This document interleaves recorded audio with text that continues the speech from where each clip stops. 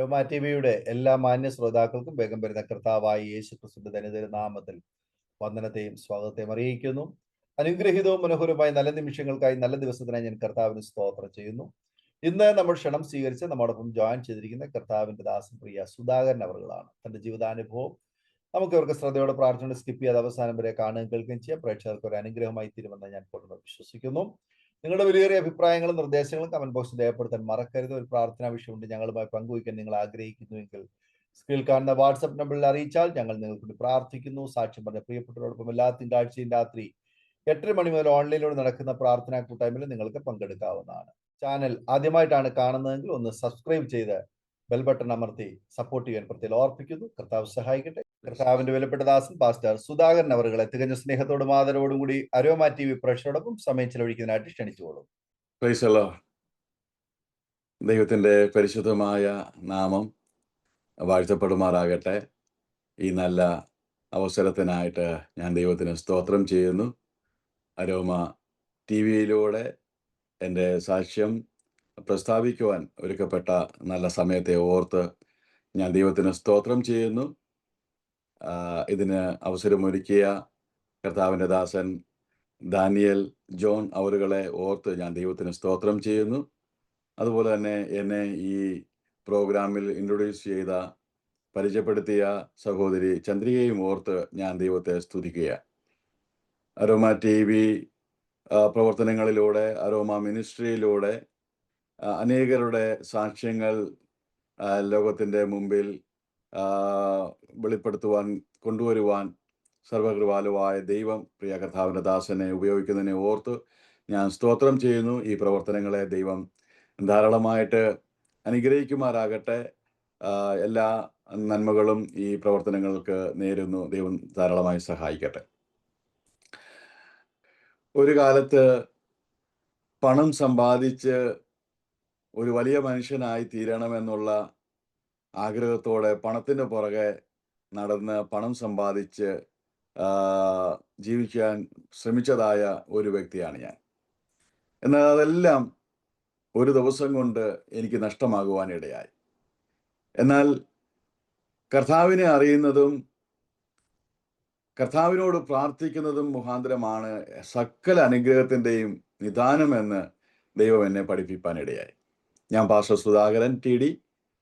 ഞാൻ ഡൽഹിയിൽ നിന്നാണ് ജോയിൻ ചെയ്തിരിക്കുന്നത്. ഞാൻ ഏകദേശം 40 വർഷമായി ഡൽഹിയിൽ താമസിച്ച്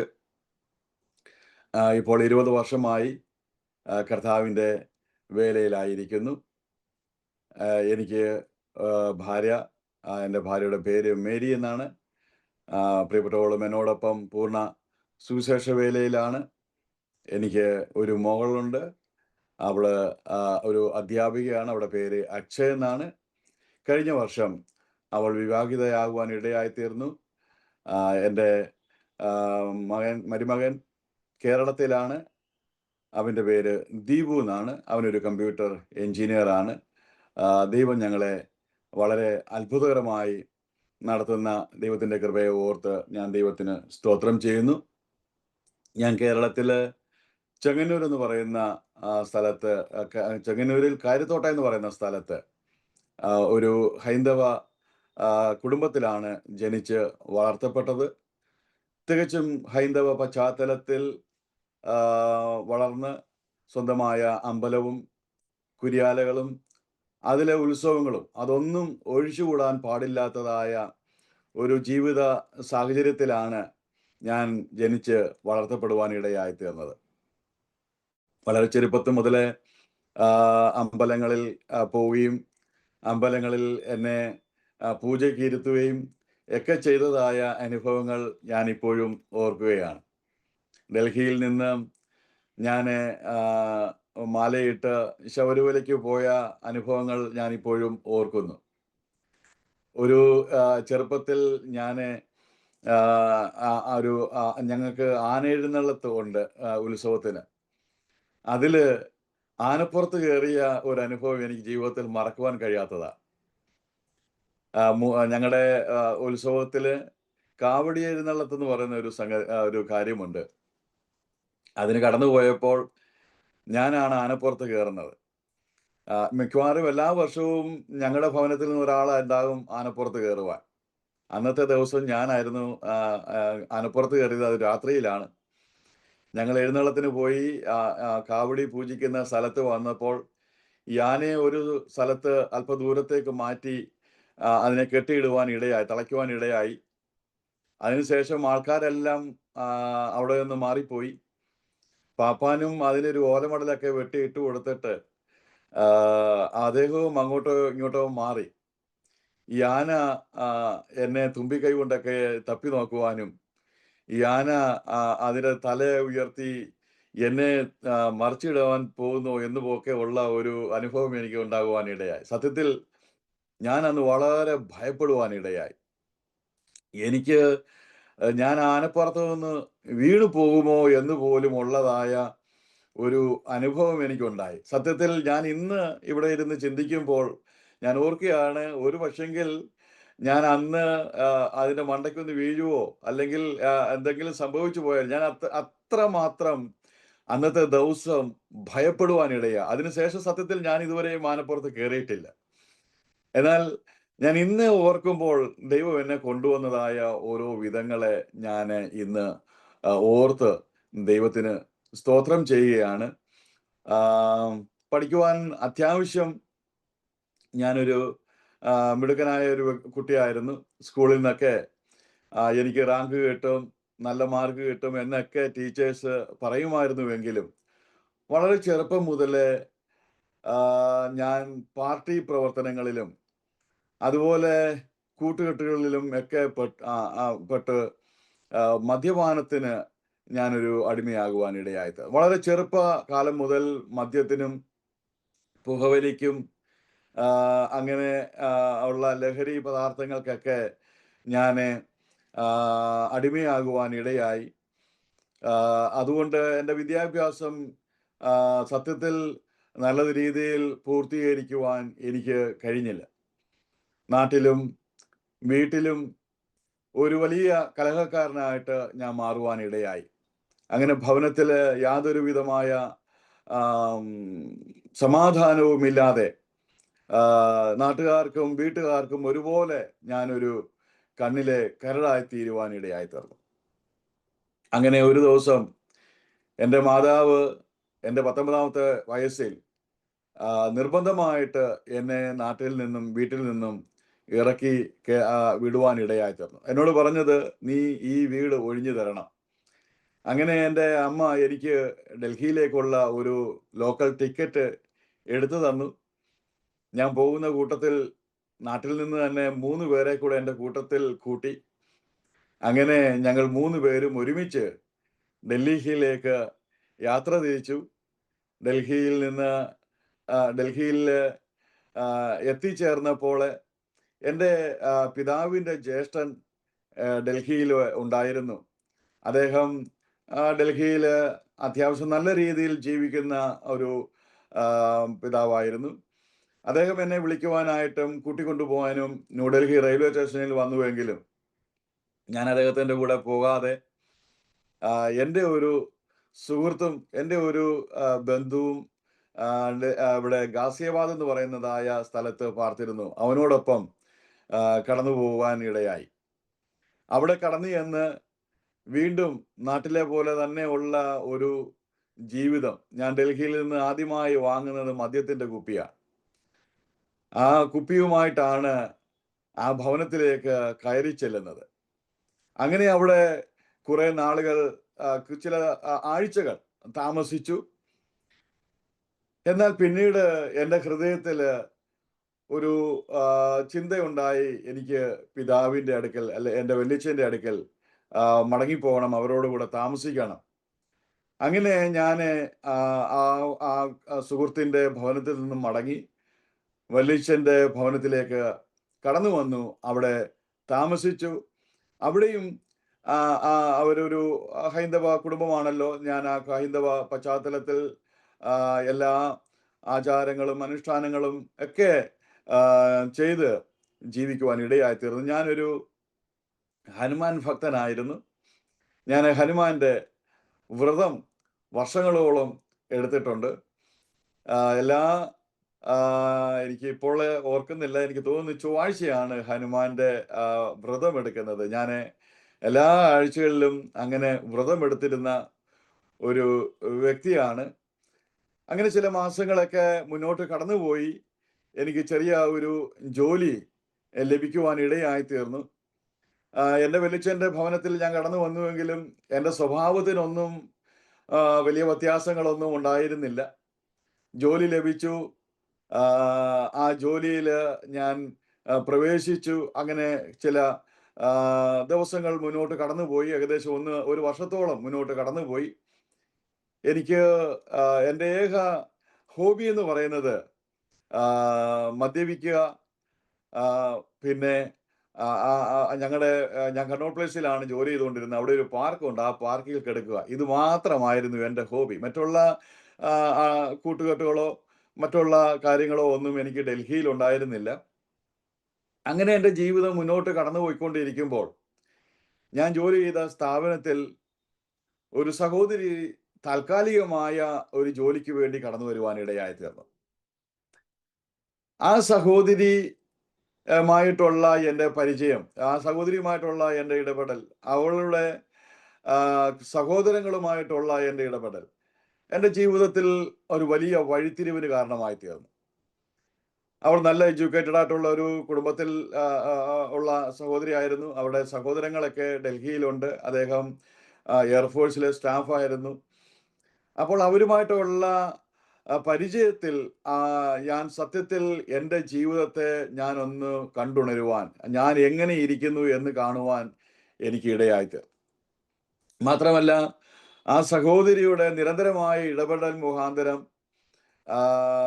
മദ്യവും ലഹരി പദാർത്ഥങ്ങളുമൊക്കെ ഉപേക്ഷിക്കണം, ഒരു നല്ല ജീവിതം നയിക്കണം എന്നുള്ള പ്രേരണ എൻ്റെ ഹൃദയത്തിൽ എനിക്ക് ലഭിക്കുവാനിടയായി. അതിനുശേഷം എൻ്റെ ചിന്ത എന്ന് പറയുന്നത് എങ്ങനെയും ഒരു നല്ല വ്യക്തിയാകണം, പണം സമ്പാദിക്കണം, ഈ പട്ടണത്തിൽ ഒരു നല്ല പണക്കാരനായി ജീവിക്കണം, നാട്ടിലും വീട്ടിലും അറിയപ്പെടുന്ന ഒരു വ്യക്തിയായി ജീവിക്കണമെന്നുള്ള ഒരു ലക്ഷ്യമായിരുന്നു എനിക്കുണ്ടായിരുന്നത്. അങ്ങനെ ഇരിക്കുമ്പോൾ എനിക്ക് ഷെയർ മാർക്കറ്റിൽ ഡൽഹി ബോംബെ നാഷണൽ സ്റ്റോക്ക് എക്സ്ചേഞ്ചിൻ്റെ മാർക്കറ്റിംഗ് ഓപ്പറേറ്ററായിട്ട് എനിക്ക് ജോലി ലഭിക്കുവാൻ ഇടയായി. ഞങ്ങളൊരു ഷെയർ ബ്രോക്കേഴ്സാണ്. അങ്ങനെ ഷെയർ ബ്രോക്കറുടെ കൂട്ടത്തിൽ എനിക്ക് ജോലി ലഭിക്കുവാൻ ഇടയായി തീർന്നു. ഏതാണ്ട് 1991 എനിക്ക് ആ ജോലി ലഭിക്കുന്നത്. 1915 വരെയോളം ഞാൻ ആ ജോലി ചെയ്യുവാൻ ഇടയായി. ഈ കാലഘട്ടം എന്ന് പറയുന്നത് എൻ്റെ ജീവിതത്തിലെ ഏറ്റവും സാമ്പത്തികമായ നിലയിലെ ഉന്നത നിലവാരത്തിലുള്ള ഒരു ജീവിതം ആയിരുന്നു. ഷെയർ മാർക്കറ്റ് എല്ലാവർക്കും അറിയാമല്ലോ, വളരെ സാമ്പത്തികമായിട്ട് പൈസ ഉണ്ടാക്കാൻ പറ്റുന്നതായ ഒരു മേഖലയാണ്. അങ്ങനെ ഞാൻ പണം ഒക്കെ സമ്പാദിച്ചു. എൻ്റെ വീട്ടുകാരെ നോക്കുവാൻ തുടങ്ങി. എൻ്റെ വീടിൻ്റെ കാര്യങ്ങളെല്ലാം നോക്കുവാൻ തുടങ്ങി. എൻ്റെ പെങ്ങന്മാരെ കെട്ടിച്ചു വിട്ടു. അങ്ങനെ എൻ്റെ മാതാവിനെയും പിതാവിനെയും സംരക്ഷിക്കാൻ തുടങ്ങി. അത് അങ്ങനെ എൻ്റെ ജീവിതം വലിയൊരു മാറ്റം ഉണ്ടായപ്പോൾ എൻ്റെ വീട്ടുകാർക്കും എന്നെ ഭയങ്കര കാര്യമായി, എൻ്റെ നാട്ടുകാർക്കും എന്നെ ഭയങ്കര കാര്യമായി. ഞാൻ ഏകദേശം 5 വർഷത്തിന് ശേഷമാണ് കേരളത്തിലേക്ക് മടങ്ങിച്ചെല്ലുന്നത്. ഞാൻ കേരളത്തിലേക്ക് മടങ്ങിച്ചെല്ലുമ്പോൾ നാട്ടിൽ നിന്ന് വന്ന അതിനു വിപരീതമായിട്ട് ഒരു പുതിയ വ്യക്തിയായിട്ടാണ് ഞാൻ നാട്ടിലേക്ക് മടങ്ങിച്ചെല്ലുന്നത്. എല്ലാവരും എന്നെ വളരെയധികം സന്തോഷത്തോടെ സ്വീകരിക്കുവാൻ ഇടയായി. എൻ്റെ മാതാവ് സത്യത്തിൽ എന്നെ കണ്ടിട്ട് അറിഞ്ഞില്ല. കാര്യം 5 വർഷത്തിന് ശേഷമാണ് ഞാൻ നാട്ടിൽ തിരിച്ചു ചെല്ലുന്നത്. അപ്പോഴത്തേക്കും എൻ്റെ ജീവിതത്തിൽ വളർച്ചയിൽ വലിയ മാറ്റങ്ങൾ ഉണ്ടായി. അങ്ങനെ നാട്ടിൽ ചെന്നു. എല്ലാവരും എന്നെ ഭവനങ്ങളിലേക്ക് വിളിച്ച് വരുത്തുവാനിടയായ. കാര്യം നാട്ടിലുണ്ടായിരുന്ന സമയത്ത് എന്നെ ആരും വീട്ടിൽ കയറ്റത്തില്ലായിരുന്നു. എന്നാൽ ഞാൻ മടങ്ങിച്ചെല്ലുമ്പോൾ ഒരു പുതിയ വ്യക്തിയായിട്ടാണ് മടങ്ങിച്ചെല്ലുന്നത്. മദ്യപാനമില്ല, പുകവലിയില്ല, മറ്റൊരു സ്വഭാവങ്ങളുമില്ല. എൻ്റെ ഭവനത്തെ ഞാൻ നല്ലതുപോലെ സംരക്ഷിക്കുന്നു. എൻ്റെ മാതാപിതാക്കളെ, സഹോദരങ്ങളെയൊക്കെ സംരക്ഷിക്കുന്ന ഒരു നല്ല മാതൃകാ പുരുഷനായി ഞാൻ മടങ്ങി വന്നത് കൊണ്ട് എൻ്റെ നാട്ടുകാർക്കൊക്കെ എന്നോട് ഭയങ്കര ആദരവും സ്നേഹവും വർദ്ധിക്കുവാനിടയായി. അതിനുശേഷം എനിക്ക് സ്വന്തമായിട്ട് എൻ്റെ ഒരു കുടുംബത്തെക്കുറിച്ചുള്ള ചിന്ത എൻ്റെ ഹൃദയത്തിലേക്ക് കടന്നു വന്നു. ഞാൻ ആഗ്രഹിച്ചത് എനിക്ക് ഒരു നല്ല സഹോദരിയെ ലഭിക്കണം. എൻ്റെ മാതാപിതാക്കളെ നോക്കുന്ന, എന്നെ സ്നേഹിക്കുന്ന, കുടുംബത്തെ സ്നേഹിക്കുന്ന ഒരു നല്ല സഹോദരിയെ കുറിച്ചുള്ളതായ ഒരു ചിന്തയായിരുന്നു എനിക്കുണ്ടായിരുന്നത്. അങ്ങനെ ഞാൻ ജോലിക്ക് പോയിക്കൊണ്ടിരുന്ന സ്ഥലത്ത് എല്ലാ ദിവസവും അല്ലെങ്കിൽ വർഷങ്ങളായി കണ്ടുകൊണ്ടിരുന്ന ഒരു സഹോദരി എൻ്റെ ദൃഷ്ടിയിൽ അല്ലെങ്കിൽ എൻ്റെ ചിന്തയിലേക്ക് കടന്നു വരുവാൻ ഇടയായി തീർന്നു. ഞാൻ ആ സഹോദരിയോട് എൻ്റെ വിഷയം അവതരിപ്പാൻ ഇടയായി തീർന്നു. എനിക്ക് സത്യത്തിൽ ഒരു നല്ല സഹോദരി വേണമെന്നുള്ളതേ ഉണ്ടായിരുന്നുള്ളൂ. ജാതിയോ മതമോ അല്ലെങ്കിൽ അങ്ങനെയുള്ള കാര്യങ്ങളൊന്നും എനിക്ക് വിഷയമായിരുന്നില്ല. ഞാൻ ആ സഹോദരിയുമായി സംസാരിച്ചു. പക്ഷെങ്കിൽ ആ സഹോദരി ഒരു ക്രിസ്ത്യാനിയായിരുന്നു, ഒരു ഓർത്തഡോക്സ് വിശ്വാസിയായിരുന്നു. ഞാനൊരു ഹിന്ദു വിശ്വാസിയുമായിരുന്നത് കൊണ്ട് ആ സഹോദരിക്ക് അതിനോട് അത്ര താല്പര്യമുണ്ടായിരുന്നില്ല.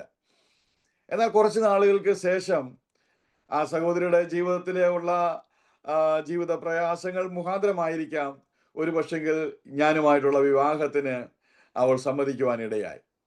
അങ്ങനെ ഞങ്ങൾ നാട്ടിൽ കടന്നുപോയി. എൻ്റെ ഭവനത്തിൻ്റെ പൂർണ്ണ പിന്തുണയോടെ ഞങ്ങൾ ഹിന്ദു ആചാരപ്രകാരം വിവാഹം കഴിക്കുവാനിടയായി തീർന്നു. അതിനുശേഷം ഞങ്ങൾ ഡൽഹിയിലേക്ക് കടന്നു വന്നു. എൻ്റെ വൈഫിൻ്റെ, എൻ്റെ പ്രിയപ്പെട്ടവരുടെ ഭവനത്തിലുള്ളവർക്കെല്ലാം വളരെ എതിർപ്പായിരുന്നു. അവരൊക്കെ ഞങ്ങൾക്ക് വളരെ വിരോധമാകുവാൻ ഇടയായി തീർന്നു. എങ്കിലും ഞങ്ങൾ സാമ്പത്തികമായിട്ട് ഒരുവിധം ഭദ്രതയോടെ ജീവിച്ചു വരുന്നത് കണ്ടപ്പോൾ അവർക്കും അതിൽ സന്തോഷമുണ്ടാകുവാൻ ഇടയായി. അങ്ങനെ അവരുടെ വീട്ടുകാർക്കും ഞങ്ങളോട് സന്തോഷമാകുവാനും ഞങ്ങളോട് സന്തോഷത്തോടെ ഇടപെടുവാനും ഒക്കെ കഴിഞ്ഞു. ദൈവത്തിന് സ്തോത്രം. അങ്ങനെ ചില മാസങ്ങൾ കടന്നു പോകുമ്പോൾ എൻ്റെ ഭാര്യ എന്നോട് ഒരു പ്രാർത്ഥനയ്ക്ക് പോകുന്ന ആഗ്രഹത്തെക്കുറിച്ച് പറയുവാനിടയായി. ഞാൻ പറഞ്ഞു, അതിനെന്താ, നമുക്ക് പ്രാർത്ഥനയ്ക്ക് പോകാം. ഡൽഹിയിൽ ഞാൻ അറിയുന്ന പ്രസിദ്ധമായിരിക്കുന്ന ഓർത്തഡോക്സ് സഭയുണ്ട്, ചർച്ചകളുണ്ട്, നമുക്ക് അതിലൊന്നിൽ പോകാമെന്ന് എൻ്റെ അഭിപ്രായം ഞാൻ എൻ്റെ ഭാര്യയോട് പറഞ്ഞു. അപ്പോഴാണ് അവൾ പറയുന്നത്, അല്ല, നമുക്ക് പെന്തക്കോസ്റ്റൽ പ്രാർത്ഥനയ്ക്ക് പോകാം. അപ്പോൾ ഞാൻ പറഞ്ഞു, പെന്തക്കോസ്റ്റൽ പ്രാർത്ഥനയ്ക്ക് ഞാൻ വരത്തില്ല, നിനക്ക് വേണമെന്നുണ്ടെങ്കിൽ പോകാം, എനിക്ക് വിരോധമൊന്നുമില്ല, പക്ഷെ ഞാൻ പ്രാർത്ഥനയ്ക്ക് വരത്തില്ല എന്ന് ഞാൻ അവളോട് പറഞ്ഞപ്പോൾ അവൾ എന്നോട് പറഞ്ഞത്, പോവുകയാണെങ്കിൽ നമ്മൾ രണ്ടുപേരും ഒരുമിച്ചേ പോകത്തുള്ളൂ, ഞാൻ ഒറ്റയ്ക്ക് പോവുകയല്ല എന്ന് പറഞ്ഞ് ഞങ്ങൾ എന്തായിരുന്നാലും ആരാധനയ്ക്ക് പോകാതെ കുറെ നാളുകൾ ഇങ്ങനെ താമസിക്കുവാനിടയായി. ഞാൻ അവളെ ഒരിക്കലും ഹൈന്ദവ മന്ദിരങ്ങളിൽ പോകുവാൻ നിർബന്ധിച്ചിട്ടില്ല. അങ്ങനെ ഞങ്ങൾ മന്ദിരത്തിൽ പോകാതെയും പള്ളിയിൽ പോകാതെയും കുറെ നാളുകൾ ഇങ്ങനെ മുന്നോട്ട് കടന്നു പോകുവാൻ ഇടയായി. ഞങ്ങൾക്ക് സാമ്പത്തികമായിട്ടും ഒരുവിധം ഭദ്രതയുണ്ടായിരുന്നത് കൊണ്ട് ഡൽഹിയിൽ ഒരു ഭവനം വാങ്ങണം എന്നുള്ള ആഗ്രഹം ഞങ്ങളുടെ ഹൃദയത്തിൽ കടന്നു വന്നു. സത്യത്തിൽ അതിനുള്ള പണം എൻ്റെ സേവിങ് അക്കൗണ്ടിൽ ഉണ്ടായിരുന്നു. അതുകൊണ്ട് ഈസി ആയിട്ട് അത് വാങ്ങാം. അതിനുള്ള കാര്യങ്ങളെക്കുറിച്ചൊക്കെ ഞങ്ങൾ തീരുമാനിക്കുകയും ചിന്തിക്കുകയും ആ ഭവനങ്ങളൊക്കെ പോയി കാണുകയും ഒക്കെ ചെയ്തു. എന്നാൽ അങ്ങനെ ഇരിക്കുമ്പോഴാണ് എൻ്റെ കസിൻ സിസ്റ്റർ ഇവിടെ ഉള്ള പെങ്ങന്മാര് എനിക്ക് രക്ഷാബന്ധനം അല്ലെങ്കിൽ രാഖി എന്ന് പറയുന്ന, ഞങ്ങൾക്ക് നോർത്ത് ഇന്ത്യയിൽ രക്ഷാബന്ധനം കെട്ടുക, രാഖി കെട്ടുക എന്ന് പറയുന്നതായിട്ടുള്ള ഒരു ഫംഗ്ഷനുണ്ട്. അതിന് അവര് എനിക്ക് രാഖി കെട്ടുവാൻ കടന്നു വന്നു. അവർ രാഖി കെട്ടി മടങ്ങിപ്പോകുമ്പോൾ ഞാൻ അവരെ ബസ് സ്റ്റോപ്പിലേക്ക് അയക്കുവാനായിട്ട് അവരുടെ കൂടെ, അവരുടെ പുറകെ ഇങ്ങനെ നടന്നു പോകുമ്പോൾ ഏകദേശം ബസ് സ്റ്റോപ്പിനോട് അടുത്തപ്പോൾ എൻ്റെ കണ്ണിലൊരു ഇരുട്ടടിച്ചതുപോലെ എനിക്കൊരു അനുഭവം ഉണ്ടായി. എനിക്ക് പെട്ടെന്നൊരു ചിന്തയുണ്ടായി, എനിക്കെന്തോ ഒന്ന് എൻ്റെ എനിക്കെന്തോ ഒന്ന് സംഭവിച്ചല്ലോ എന്ന് ഞാൻ പെട്ടെന്ന് ഇങ്ങനെ ചിന്തിച്ചപ്പോൾ ഒരു പ്രാവശ്യം കൂടെ വേഗത്തിൽ അങ്ങനെ എൻ്റെ സിരകളിൽ കൂടി കടന്നു പോകുവാനിടയായി.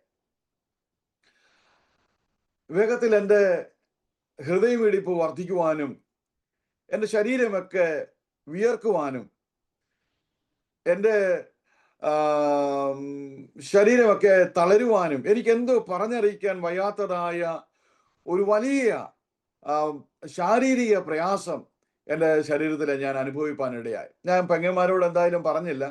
അവരെ ബസ് കയറ്റി പറഞ്ഞയച്ചതിന് ശേഷം ഞാൻ വേഗത്തിൽ ഭവനത്തിലേക്ക് കടന്നു വന്നു. എൻ്റെ പ്രിയപ്പെട്ടവളോട് ഞാൻ ഈ വിഷയം പറഞ്ഞു. അപ്പോഴേക്കും എൻ്റെ പ്രയാസങ്ങൾ വർദ്ധിച്ചു കൊണ്ടിരിക്കുവാനിടയായി. എനിക്ക് ആരും ഒരു സൗണ്ടും ഒന്നും കേൾക്കാൻ എനിക്ക് കഴിയുന്നില്ല. എനിക്ക് കിടക്കുവാനോ ഇരിക്കുവാനോ ഒന്നും കഴിയുന്നില്ല. എൻ്റെ ശരീരത്തിൻ്റെ പ്രയാസങ്ങൾ, അതായത് എൻ്റെ നെഞ്ചിടിപ്പ്, എൻ്റെ ശ്വാസം മുട്ടലുകൾ, അതൊക്കെ വർദ്ധിക്കുവാനിടയായി തീർന്നു. അങ്ങനെ ഞാൻ എൻ്റെ വൈഫിനോട് പറഞ്ഞു, നമുക്കൊരു ഹോസ്പിറ്റലിൽ പോകാം. അങ്ങനെ ഡൽഹിയിൽ മൂൾചന്ദ് എന്ന് പറയുന്നതായ ആ സമയത്ത് ഏറ്റവും സുപ്രസിദ്ധമായ ഒരു ഹോസ്പിറ്റലാണ്. ആ ഹോസ്പിറ്റലിൽ കൊണ്ടുപോയി ഡോക്ടേഴ്സ് എന്നെ പരിശോധിച്ചു. എൻ്റെ ഹൃദയത്തിന് എന്തോ പ്രശ്നമുണ്ട്. ഉടൻ തന്നെ ICUവിൽ അഡ്മിറ്റ് ചെയ്യണമെന്ന് പറഞ്ഞ് എന്നെ ICUവിൽ അഡ്മിറ്റ് ചെയ്യുവാനിടയായി. ആ ICUവിൽ ഞാൻ കിടക്കുമ്പോൾ എൻ്റെ ഭാര്യ ഡോക്ടറോട് ചോദിച്ചിട്ട് അകത്ത് കടന്നു വന്ന് എന്നോട് ഇപ്രകാരം പറഞ്ഞു, നോക്കൂ, ഇത് ദൈവത്തിൻ്റെ കരമാണ്, പ്രാർത്ഥിക്ക്, ഇത് ദൈവം മാത്രമേ വിടുവിക്കാൻ നമുക്ക് കഴിയത്തുള്ളൂ. ഞാൻ എൻ്റെ പ്രിയപ്പെട്ടവരോട് പറഞ്ഞു, നീ പ്രാർത്ഥിക്ക്, ദൈവം നമ്മളെ വിടുവിക്കട്ടെ. അവിടെ എന്നെ ICUവിൽ അഡ്മിറ്റ് ചെയ്തു. അതിനുശേഷം അവര് പല ബ്ലഡ് ടെസ്റ്റുകൾ ചെയ്തു, എൻ്റെ എക്കോ എടുത്തു, മറ്റു പല ടെസ്റ്റുകൾ എൻ്റെ ശരീരത്തിൻ്റെ ചെയ്തു. പക്ഷേ അവർക്ക് എൻ്റെ ശരീരത്തിൻ്റെ പ്രയാസം, എൻ്റെ ശരീരത്തിലെ ബുദ്ധിമുട്ട് എന്താണ്, രോഗം എന്താണ് എന്ന് അവർക്ക് മനസ്സിലാക്കുവാൻ കഴിഞ്ഞില്ല. അങ്ങനെ അവർ 3 ദിവസം കഴിഞ്ഞപ്പോൾ എന്നെ വാർഡിലേക്ക് ഷിഫ്റ്റ് ചെയ്തു. വാർഡിൽ ഷിഫ്റ്റ് ചെയ്ത് ഞാനായിരിക്കുമ്പോൾ എനിക്ക് 24 മണിക്കൂറും ഡോക്ടേഴ്സ് എൻ്റെ അടുക്കൽ വേണം, നഴ്സുമാർ എൻ്റെ അടുക്കൽ വേണം, എൻ്റെ പ്രിയപ്പെട്ടവർ എൻ്റെ അടുക്കൽ വേണം. ഇവരെല്ലാം എൻ്റെ അടുക്കൽ നിൽക്കുമ്പോൾ എനിക്ക് യാതൊരു പ്രയാസമില്ല. ഞാൻ എല്ലാവരോടും കൂളായിട്ട് സംസാരിക്കും. പക്ഷെങ്കിൽ ഇവരെല്ലാം അങ്ങോട്ടും ഇങ്ങോട്ടും ഒക്കെ മാറുമ്പോൾ എൻ്റെ ഹാർട്ട് ബീറ്റ് കൂടുകയും എൻ്റെ ഹൃദയമിടിപ്പ് വർദ്ധിക്കുകയും എനിക്ക് വളരെ അസ്വസ്ഥതകൾ ഉണ്ടാകുവാനും ഇടയായിത്തീരും. അപ്പോൾ ഞാൻ നിലവിളിക്കും, ഞാൻ വെപ്രാളം പിടിക്കും, ഞാൻ വെപ്രാളം കാണിക്കും. ഉടനെ ഡോക്ടറെ വിളിച്ചു വരുത്തും. അങ്ങനെ ഡോക്ടർ വരും, എനിക്ക് സഡേഷനുള്ള മരുന്നുകൾ തരും. അങ്ങനെ ചില സഡേഷനുകൾക്കുള്ള മരുന്നുകൾ മാത്രം തന്ന് ഞാൻ ചില ദിവസങ്ങൾ അവിടെ കിടക്കുവാനിടയായി. അപ്പോൾ ഞങ്ങൾക്ക് മനസ്സിലായി, ഞങ്ങൾക്ക് വേണ്ടത്ര ട്രീറ്റ്മെൻറ്റുകളൊന്നും ഇവിടെ ലഭിക്കുന്നില്ല, ഈ സഡേഷനുള്ള മരുന്നുകൾ മാത്രമാണ് നൽകുന്നതെന്ന് മനസ്സിലായി.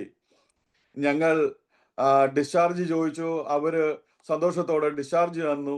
ഞങ്ങൾ ഭവനത്തിലേക്ക് മടങ്ങിപ്പോകുന്നു. എന്നാൽ ഒരു കാര്യം പറയട്ടെ, ഞാൻ ഭവനം മേടിക്കുവാൻ കരുതിക്കൂട്ടി ബാങ്കിൽ ഉണ്ടായിരുന്നതായ സകല പൈസയും അന്ന് ആ ഹോസ്പിറ്റലിൽ എനിക്ക് ചെലവാകുവാനിടയായി. ഞാൻ ഭവനത്തിൽ മടങ്ങിയെത്തി. ഞാൻ ഒറ്റയ്ക്കിരിക്കത്തില്ല, റൂമിൽ ഒറ്റയ്ക്കിരിക്കത്തില്ല, വാഷ്റൂമിൽ ഒറ്റയ്ക്ക് പോവുകയില്ല, റൂമിന് വെളിയിൽ ഇറങ്ങുകയില്ല. എല്ലാ കാര്യങ്ങൾക്കും എല്ലാ ഇടങ്ങളിലും എൻ്റെ ഭാര്യ എന്നോട് കൂടെ ഇരിക്കണം. റൂമിൻ്റെ കതകടയ്ക്കുവാൻ സാധിക്കത്തില്ല. ചുരുക്കം പറഞ്ഞു കഴിഞ്ഞാൽ ഞാനൊരു മാനസിക രോഗിയായിട്ട് മാറുവാനിടയായി. ഏത് സമയവും മരിച്ചു പോകുമെന്നുള്ളതായ ഒരു പ്രാണഭയം, ഒരു വിഭ്രാന്തി എൻ്റെ ജീവിതത്തിൽ എനിക്ക് കടന്നു വരുവാനിടയായി. എനിക്ക് സ്വയം മനസ്സിലായി, ഞാൻ മരിച്ചു പോകും. എൻ്റെ ശരീരം വളരെയധികം ക്ഷീണിക്കുവാനിടയായി. അപ്പോഴും ഞങ്ങൾ പല ഹോസ്പിറ്റലുകളിൽ കടന്നു പോകുന്നുണ്ട്. ഓരോ ദിവസവും ഹോസ്പിറ്റലുകളിൽ കടന്നു പോകുന്നുണ്ട്. അവര് പല ഗുളികകളും പല മരുന്നുകളും പല ഇഞ്ചക്ഷനുകളും ഒക്കെ എനിക്ക് ചെയ്യും. പക്ഷേ എൻ്റെ രോഗങ്ങൾ ഓരോ ദിവസവും വർദ്ധിക്കുന്നതല്ലാതെ എനിക്ക് യാതൊരു വിധമായ ആശ്വാസവും ലഭിക്കുവാനിടയായില്ല. അങ്ങനെ ഏകദേശം 2-3 ആഴ്ച മുന്നോട്ട് കടന്നുപോയി. ഞാനും എൻ്റെ പ്രിയപ്പെട്ടവളും ജോലിക്ക് കടന്നു പോകുന്നില്ല. ഞങ്ങൾ ഭവനത്തിൽ ഇങ്ങനെ ഇരിക്കുകയാണ്. ഞാൻ ശാരീരികമായിട്ട് വളരെ ക്ഷീണിക്കുവാനിടയായി. മാനസികമായിട്ടും എനിക്ക് വലിയ ദുഃഖമുണ്ടായി. കാര്യം എനിക്ക് ഒരു ചിന്ത എൻ്റെ ഹൃദയത്തിൽ കടന്നു വന്നു, ഞാൻ ഒരിക്കലും രക്ഷപ്പെടുകയില്ല, ഞാൻ മരിച്ചു പോകും. എൻ്റെ ഭാര്യയെ ഓർത്ത് എനിക്ക് വലിയ ദുഃഖമുണ്ടാകുവാൻ ഇടയായി. കാര്യം വളരെ നല്ല ഒരു സഹോദരിയായിരുന്നു എനിക്ക് ലഭിച്ചതായ എൻ്റെ ഭാര്യ. എൻ്റെ മാതാപിതാക്കൾക്ക് എന്നെക്കാളിലും ഏറ്റവും സ്നേഹം എൻ്റെ ഭാര്യയോടാണ്. അത്രമാത്രം നല്ല സ്വഭാവത്തിൻ്റെ ഒരു ഉടമയായിരുന്നു എൻ്റെ ഭാര്യ. അതുകൊണ്ട് വേഗത്തിൽ എൻ്റെ ഇങ്ങനെയുള്ള ഒരു ജീവിതം, കാര്യം ഏത് ജീവിതത്തിൻ്റെ അനുഭവത്തിൽ നിന്ന് ഞാൻ ഇപ്പോൾ ആയിരിക്കുന്നു, ആ ജീവിതം ഇത്രയും പെട്ടെന്ന് തീർന്നു പോകുന്നല്ലോ എന്ന് ഓർത്തപ്പോൾ എനിക്ക് ഹൃദയത്തിൽ വലിയ ദുഃഖമുണ്ടാകുവാനിടയായി. അങ്ങനെ ഒരു ദിവസം ഞാൻ എങ്ങനെ ആത്മഹത്യ ചെയ്യാം, എങ്ങനെ എൻ്റെ ജീവിതം അനുഭവിക്കാം, കാര്യം ഇഞ്ചിഞ്ചായി മരിക്കുന്നതിനേക്കാൾ ഒരു ദിവസം കൊണ്ട് ഒന്നും അറിയാതെ എങ്ങനെ മരിക്കാം എന്ന് ഞാൻ ഒരു ദിവസം എൻ്റെ കട്ടിലിൽ കിടന്നുകൊണ്ട് ചിന്തിപ്പാനിടയായി. ഞാൻ രണ്ട് മൂന്ന് കാര്യങ്ങൾ ചിന്തിച്ചു. വിഷം കഴിച്ച് മരിച്ചാലോ, ട്രെയിനിന്റെ കീഴിൽ ചാടി മരിച്ചാലോ, അങ്ങനെയൊക്കെയുള്ള ചില കാര്യങ്ങളൊക്കെ ചിന്തിച്ചുവെങ്കിലും, ഫാനിൽ തൂങ്ങി മരിച്ചാലോ എന്നൊക്കെ ചിന്തിച്ചുവെങ്കിലും ഇതൊക്കെ എനിക്ക് വളരെ പ്രയാസമായി തോന്നി. ഞാൻ ചിന്തിച്ച ഒരു കാര്യം, എങ്ങനെ, അന്ന് ഗൂഗിൾ ഉണ്ടായിരുന്നുവെങ്കിൽ ഒരു പക്ഷെങ്കിൽ ഞാൻ ഗൂഗിളിൽ സെർച്ച് ചെയ്യുമായിരുന്നു, എങ്ങനെ ഒന്നും അറിയാതെ ഒരു നിമിഷം കൊണ്ട് മരിക്കുവാൻ കഴിയും. അങ്ങനെ ചിന്തിച്ച് ആ ദിവസത്തിന്റെ വൈകിട്ടും ഞങ്ങൾ ഹോസ്പിറ്റലിലേക്ക് കടന്നുപോയി. ഞാൻ വളരെയധികം ക്ഷീണിതനാണ്. എനിക്ക് നിൽക്കുവാൻ പോലും കഴിയാത്ത ഒരു ജീവിത സാഹചര്യമായിരുന്നു. ഞങ്ങൾ മടങ്ങി വന്നപ്പോൾ എൻ്റെ വൈഫ് ബസ്സിൽ നിന്നിട്ട് എന്നെ ലേഡീസ് സീറ്റിൽ ഇരുത്തിയാണ് ഞങ്ങൾ മടങ്ങി വീട്ടിലേക്ക് വന്നത്. ഞങ്ങൾ വീട്ടിലേക്ക് മടങ്ങി വന്നപ്പോൾ ഞങ്ങളുടെ ഭവനത്തില് 2 ദൈവമക്കളും ഒരു ദൈവദാസനും ഞങ്ങളെ പ്രതീക്ഷിച്ച് അവിടെ ഇരിക്കുന്നുണ്ടായിരുന്നു. അവർ കടന്നു വന്നപ്പോൾ ഞാൻ അദ്ദേഹത്തോട് പറഞ്ഞു, പാസ്റ്ററെ, എനിക്ക് സംസാരിക്കാനൊന്നും വയ്യ, എനിക്ക് കിടക്കണം. അങ്ങനെ ഞാൻ കയറി എൻ്റെ കട്ടിലിൽ കിടന്നു. എൻ്റെ വൈഫിനോട് സംസാരിക്കൂ എന്ന് പറഞ്ഞ് ഞാൻ കയറി കിടക്കുവാനിടയായി. എൻ്റെ ഭാര്യയോട് ഞങ്ങൾ അല്പനേരം ഒന്ന് പ്രാർത്ഥിച്ചോട്ടെ എന്ന് ചോദിച്ചു. അവർ പ്രാർത്ഥിച്ചോ എന്ന് പറഞ്ഞ് അവർ പാവിരിച്ച് ഇരുന്ന് പ്രാർത്ഥിച്ചു. ആ ദൈവദാസൻ എൻ്റെ മേൽ കരങ്ങൾ വെച്ച് എനിക്ക് വേണ്ടി പ്രാർത്ഥിപ്പാൻ ഇടയായി തീർന്നു. സത്യം പറയട്ടെ, എൻ്റെ ജീവിതത്തിൽ ഒരു വലിയ വിടുതൽ ഞാൻ അന്ന് അനുഭവിച്ചറിയുവാൻ ഇടയായി തീർന്നു. ഞാൻ അദ്ദേഹത്തോടൊപ്പം എണ്ണീച്ച് അവരോടൊപ്പം തറയിൽ പ്രാർത്ഥനയ്ക്ക് ഇരിക്കുവാൻ ഇരുന്നു. അങ്ങനെ അവർ എനിക്ക് വേണ്ടി പ്രാർത്ഥിച്ച് മടങ്ങിപ്പോയി. എൻ്റെ ജീവിതത്തിൽ, എൻ്റെ ശരീരത്തിൽ വലിയ ഒരു ആശ്വാസം ഞാൻ അനുഭവിപ്പാൻ ഇടയായി. ഞാൻ ആ ദേവദാസൻ പോകുമ്പോൾ ഇപ്രകാരം പറഞ്ഞു, പാസ്റ്ററെ, നാളെ കൂടെ വരണമേ എന്ന് ഞാൻ അദ്ദേഹത്തോട് പറയുവാൻ ഇടയായി. അദ്ദേഹം അടുത്ത ദിവസം വന്നു. എന്നെയും കൂട്ടി അദ്ദേഹം പാർത്തിരുന്നതായ ഭവനത്തിലേക്ക് എന്നെയും കൂട്ടി കൊണ്ടുപോയി. അദ്ദേഹത്തോടൊപ്പം എന്നെ ഒരു 1-2 ആഴ്ച താമസിപ്പിച്ച് ദൈവവചനങ്ങളൊക്കെ പറയുവാനും ദൈവവചനങ്ങളൊക്കെ പഠിപ്പിക്കുവാനും എനിക്ക് വേണ്ടി അവർ ദിനരാത്രങ്ങളൊക്കെ പ്രാർത്ഥിക്കുന്നത് ഞാൻ കാണുവാൻ ഇടയായി. അതിനുശേഷം ചില ദിവസങ്ങൾക്ക് ശേഷം ഒരു 3 ദിവസത്തെ ഉപവാസ പ്രാർത്ഥന അദ്ദേഹം ഡിക്ലെയർ ചെയ്തു. ഈ ഡൽഹിയിലെ ആഗസ്റ്റ് മാസത്തില് വളരെ ചൂടുള്ള സമയമാണ്. ആ ചൂടുള്ള സമയത്ത് 3 ദിവസം വെള്ളം കുടിക്കാതെയും ഭക്ഷണം കഴിക്കാതെയും അദ്ദേഹം ഉപവസിക്കുകയും സഭ മുഴുവൻ എനിക്ക് വേണ്ടി ഉപവസിച്ച് പ്രാർത്ഥിക്കുകയും ചെയ്യുവാൻ ഇടയായി. ഞാനും എൻ്റെ ഭാര്യയും ആ ഭവനത്തില് അവരോടൊപ്പം ഈ 3 ദിവസവും താമസിപ്പാൻ ഇടയായി തീർന്നു. 3-ാമത്തെ ദിവസം ദേവദാസനും അനേക ദൈവദാസന്മാർ കടന്നു വന്നിരുന്നു. അവരും ഒരുമിച്ച് എനിക്ക് വേണ്ടി പ്രാർത്ഥിച്ചു. അന്ന് രാത്രിയിൽ ദൈവം എന്നെ പൂർണ്ണമായിട്ടും സൗഖ്യമാക്കുവാനിടയായി. എൻ്റെ ജീവിതത്തിൽ പ്രാർത്ഥനയുടെ മാഹാത്മ്യം, ഉപവാസത്തിന്റെ പ്രാധാന്യം അല്ലെങ്കിൽ മാഹാത്മ്യം ഞാൻ രുചിച്ചറിഞ്ഞ ഒരു ദിവസമാണ് ആ ദിവസം എന്ന് പറയുന്നത്. അന്ന് രാത്രി ഞങ്ങൾ അവിടെ കിടന്നുറങ്ങി. പിറ്റേ ദിവസം ആ ഭവനത്തിൽ നിന്നും ചില മാസങ്ങൾക്ക് ശേഷം ഞാൻ എൻ്റെ ഓഫീസിലേക്ക് കടന്നുപോയി. എൻ്റെ വൈഫും ആ ഭവനത്തിൽ നിന്ന് അവിടെ ഓഫീസിലേക്ക് കടന്നു പോകുവാൻ ഇടയായി. ആ ഞായറാഴ്ചയിൽ ഞാൻ എൻ്റെ പ്രിയപ്പെട്ടവരോട് ഇപ്രകാരം പറഞ്ഞു, നമുക്ക് സഭയിൽ കടന്നുപോയി ദൈവദാസനും ദൈവമക്കൾക്കും നമുക്ക് ഒരു നന്ദി വാക്ക് പറയാം. അങ്ങനെ ദൈവദാസനും ദൈവമക്കൾക്കും നന്ദി വാക്ക് പറയുവാനായിട്ടാണ് ഞങ്ങൾ സഭയിലേക്ക് കടന്നുപോയത്. എങ്കിലും ആ സൺഡേ സർവീസിൽ, ആ ഞായറാഴ്ച ആരാധനയിൽ യേശു ക്രിസ്തുവിൻ്റെ നിസ്തുല്യതയെക്കുറിച്ചുള്ളതായ സന്ദേശം ഞാൻ കേൾക്കുവാൻ ഇടയായിത്തീർന്നു. പാപികൾക്ക് വേണ്ടി ഈ താണ ലോകത്തിലേക്ക് ഇറങ്ങി വന്ന് ലോകജനത്തിന്റെ പാപത്തിന്റെ പരിഹാരത്തിന് വേണ്ടി കാൽവരി ക്രൂശിൽ മരിച്ച് അടക്കപ്പെട്ട് മൂന്നാമത് നാൾ ഉയർത്തെഴുന്നേറ്റ ഒരു ദൈവമുണ്ട് എങ്കിൽ അത് യേശു കർത്താവ് മാത്രമാണെന്ന് ഞാൻ അന്ന് മനസ്സിലാക്കുവാൻ ഇടയായി. ഞാൻ എൻ്റെ ജീവിതം ആ കർത്താവിന് അന്ന് സമർപ്പിക്കുവാൻ ഇടയായി. അന്ന് മുതൽ ഇന്ന് വരെ ഞാൻ കർത്താവിന് വേണ്ടി നിലകൊള്ളുകയാണ്. ഞാൻ വിശ്വാസത്തിൽ കടന്നു വന്നു. അതിനുശേഷം ഞാൻ ജലസ്നാനം ഏറ്റു. 2 വർഷങ്ങൾക്ക് ശേഷം ഞങ്ങൾ വിവാഹത്തിന് ശേഷം മടങ്ങി നാട്ടിൽ ചെല്ലുന്നത് ഒരു വിശ്വാസിയായിട്ടാണ്. നാട്ടിലെല്ലാവരും ഞങ്ങളെ കണ്ടപ്പോൾ വളരെ കുറ്റം പറയുവാൻ ഇടയായി, പരിഭവം പറയുവാൻ ഇടയായി. എങ്കിലും എൻ്റെ മാതാവിനോടും എൻ്റെ പിതാവിനോടും എനിക്ക് സംഭവിച്ചതായ കാര്യങ്ങളെക്കുറിച്ച് വിവരിച്ച് പറഞ്ഞപ്പോൾ അവർക്കതിൽ സന്തോഷമുണ്ടാകുവാൻ ഇടയായി. ഞാൻ അവരോട് ഇപ്രകാരം പറഞ്ഞു, ഞാൻ വടശ്ശേരിക്കര എന്ന് പറയുന്നതായ ഒരു ചർച്ചിൽ ഇന്ന് പോകുന്നുണ്ട്, നിങ്ങൾ വരുന്നുണ്ടോ എന്ന് എൻ്റെ മാതാവിനോടും പിതാവിനോടും ചോദിച്ചപ്പോൾ ശരി വരാം എന്ന് അവരെന്നോട് എഗ്രി ചെയ്തു. അങ്ങനെ ഞങ്ങൾ സഭയിൽ കടന്നുപോയി.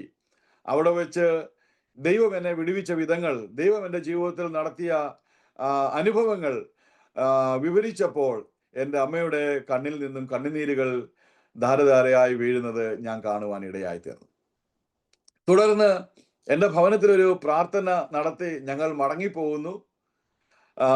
അതിനുശേഷം എൻ്റെ മാതാവും എൻ്റെ പിതാവും പ്രാർത്ഥനകളിൽ സംബന്ധിക്കുവാനും യേശു ക്രിസ്തുവിനെ അവരും അറിയുവാനും ഈ കർത്താവിനെ അവരും സ്വന്തം രക്ഷിതാവായി സ്വീകരിക്കുവാനും ജലസ്ഥാനം ഏൽക്കുവാനും ഇടയായി. എൻ്റെ മാതാവ് കേരളത്തിലാണ് സ്നാനപ്പെട്ടത്. എൻ്റെ പിതാവ് ഏകദേശം 70 വയസ്സ് പ്രായമുള്ളപ്പോൾ ന്യൂഡൽഹിയിൽ ഈ ഡിസംബർ 25-നാണ് അദ്ദേഹം സ്നാനപ്പെട്ടത്.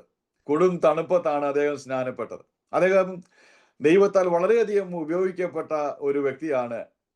അങ്ങനെ ഞങ്ങൾ കുടുംബമായിട്ട്, എൻ്റെ മാതാവും എൻ്റെ പിതാവും ഞാനും വിശ്വാസത്തിൻ്റെ അനുഭവത്തിലേക്ക് കടന്നു വന്നു. എൻ്റെ പിതാവും എൻ്റെ മാതാവും വിശ്വാസത്തിലേക്ക് കടന്നു വന്നപ്പോൾ അത് ദേശത്ത് വലിയ വിരോധത്തിന് കാരണമായി. എൻ്റെ ഭവനത്തിലേക്ക് ആരും കടന്നു പോകരുത്, എൻ്റെ ഭവനക്കാരെ ആരുടെയും ഭവനത്തിൽ കയറ്റരുത് എന്ന് ഞങ്ങളുടെ സമുദായത്തിൽ പറയുവാൻ, അല്ലെങ്കിൽ സമുദായക്കാരോട് പറയുവാൻ ഇടയായി. അങ്ങനെ എൻ്റെ ഭവനത്തിൽ ആരും വരികയില്ല, ഞങ്ങളെ ആരുടെയും ഭവനത്തിൽ വിളിക്കുകയില്ല. ഇവൻ എൻ്റെ മൂത്ത സഹോദരി ഏകദേശം ഒരു 6-7 വർഷത്തോളം എന്നോട് മിണ്ടാതെ, എൻ്റെ ഭവനത്തോട് അല്ലെ എൻ്റെ അമ്മയോട് അപ്പനോട് മിണ്ടാതെ അവൾ ജീവിക്കുവാനിടയായി. എന്നാൽ ഞാൻ വിശ്വാസത്തിലേക്ക് കടന്നു വന്നപ്പോൾ എനിക്ക് മനസ്സിലായ ഒരു കാര്യം, പണം കൊണ്ട് നമുക്കൊന്നും നേടാൻ കഴിയുകയില്ല. എന്നാൽ വിശ്വസ്തയോടെ ദൈവത്തെ സേവിച്ചാൽ, ദൈവസന്നിധിയിൽ പ്രാർത്ഥിച്ചാൽ ദൈവം നമുക്ക് വേണ്ടി അത്ഭുതങ്ങളെ ചെയ്യും. ഞാൻ വിശ്വാസത്തിൽ വരുന്നതിന് മുമ്പ് ഞാൻ പറഞ്ഞുവല്ലോ, ഞാനൊരു ഷെയർ മാർക്കറ്റിലാണ് ജോലി ചെയ്തുകൊണ്ടിരുന്നത്. എങ്ങോട്ട് തിരിഞ്ഞാലും പൈസയാണ്. അത് ശരിയായ മാർഗത്തിൽ കൂടി ഒന്നും വരുന്ന പൈസയല്ല. അത് ഞങ്ങളുടെ ക്ലയന്റിനൊക്കെ പോകേണ്ട പൈസയൊക്കെയാണ് ഞങ്ങളത് മറിച്ചും തിരിച്ചുമൊക്കെ ഞങ്ങളുടെ പോക്കറ്റിൽ ആകുന്നത്. അങ്ങനെ സാമ്പത്തികമായിട്ട് ഒത്തിരി പൈസ സമ്പാദിക്കാൻ പറ്റുന്ന ഒരു മാർഗമായിരുന്നു അത്. എന്നാൽ ഞാൻ വിശ്വാസത്തിൽ കടന്നു വന്നതിന് ശേഷം ആ കാര്യങ്ങളെല്ലാം മാറ്റുവാനിടയായി. ജോലി ചെയ്ത് എനിക്ക് ലഭിക്കുന്നതായ എൻ്റെ ശമ്പളം, അതിൻ്റെ കൃത്യമായ ദശാംശം സഭയിൽ കൊടുക്കുക. ദൈവം തരുന്ന നന്മ അത് മാത്രമായിരുന്നു എൻ്റെ വിശ്വാസം എന്ന് പറയുന്നത്. എന്നാൽ ദൈവം ഞങ്ങളെ മാനിച്ചു. ഏകദേശം ഒരു 6 വർഷത്തിന് ശേഷം നാട്ടിൽ ഒരു അനുഗ്രഹമായ ചെറിയ ഭവനം പണിയുവാൻ ദൈവം എനിക്ക് വഴിയൊരുക്കി. അങ്ങനെ ഭവനത്തിന്റെ പണികളൊക്കെ തുടങ്ങിയപ്പോൾ നാട്ടിലുള്ള പ്രിയപ്പെട്ടവരൊക്കെ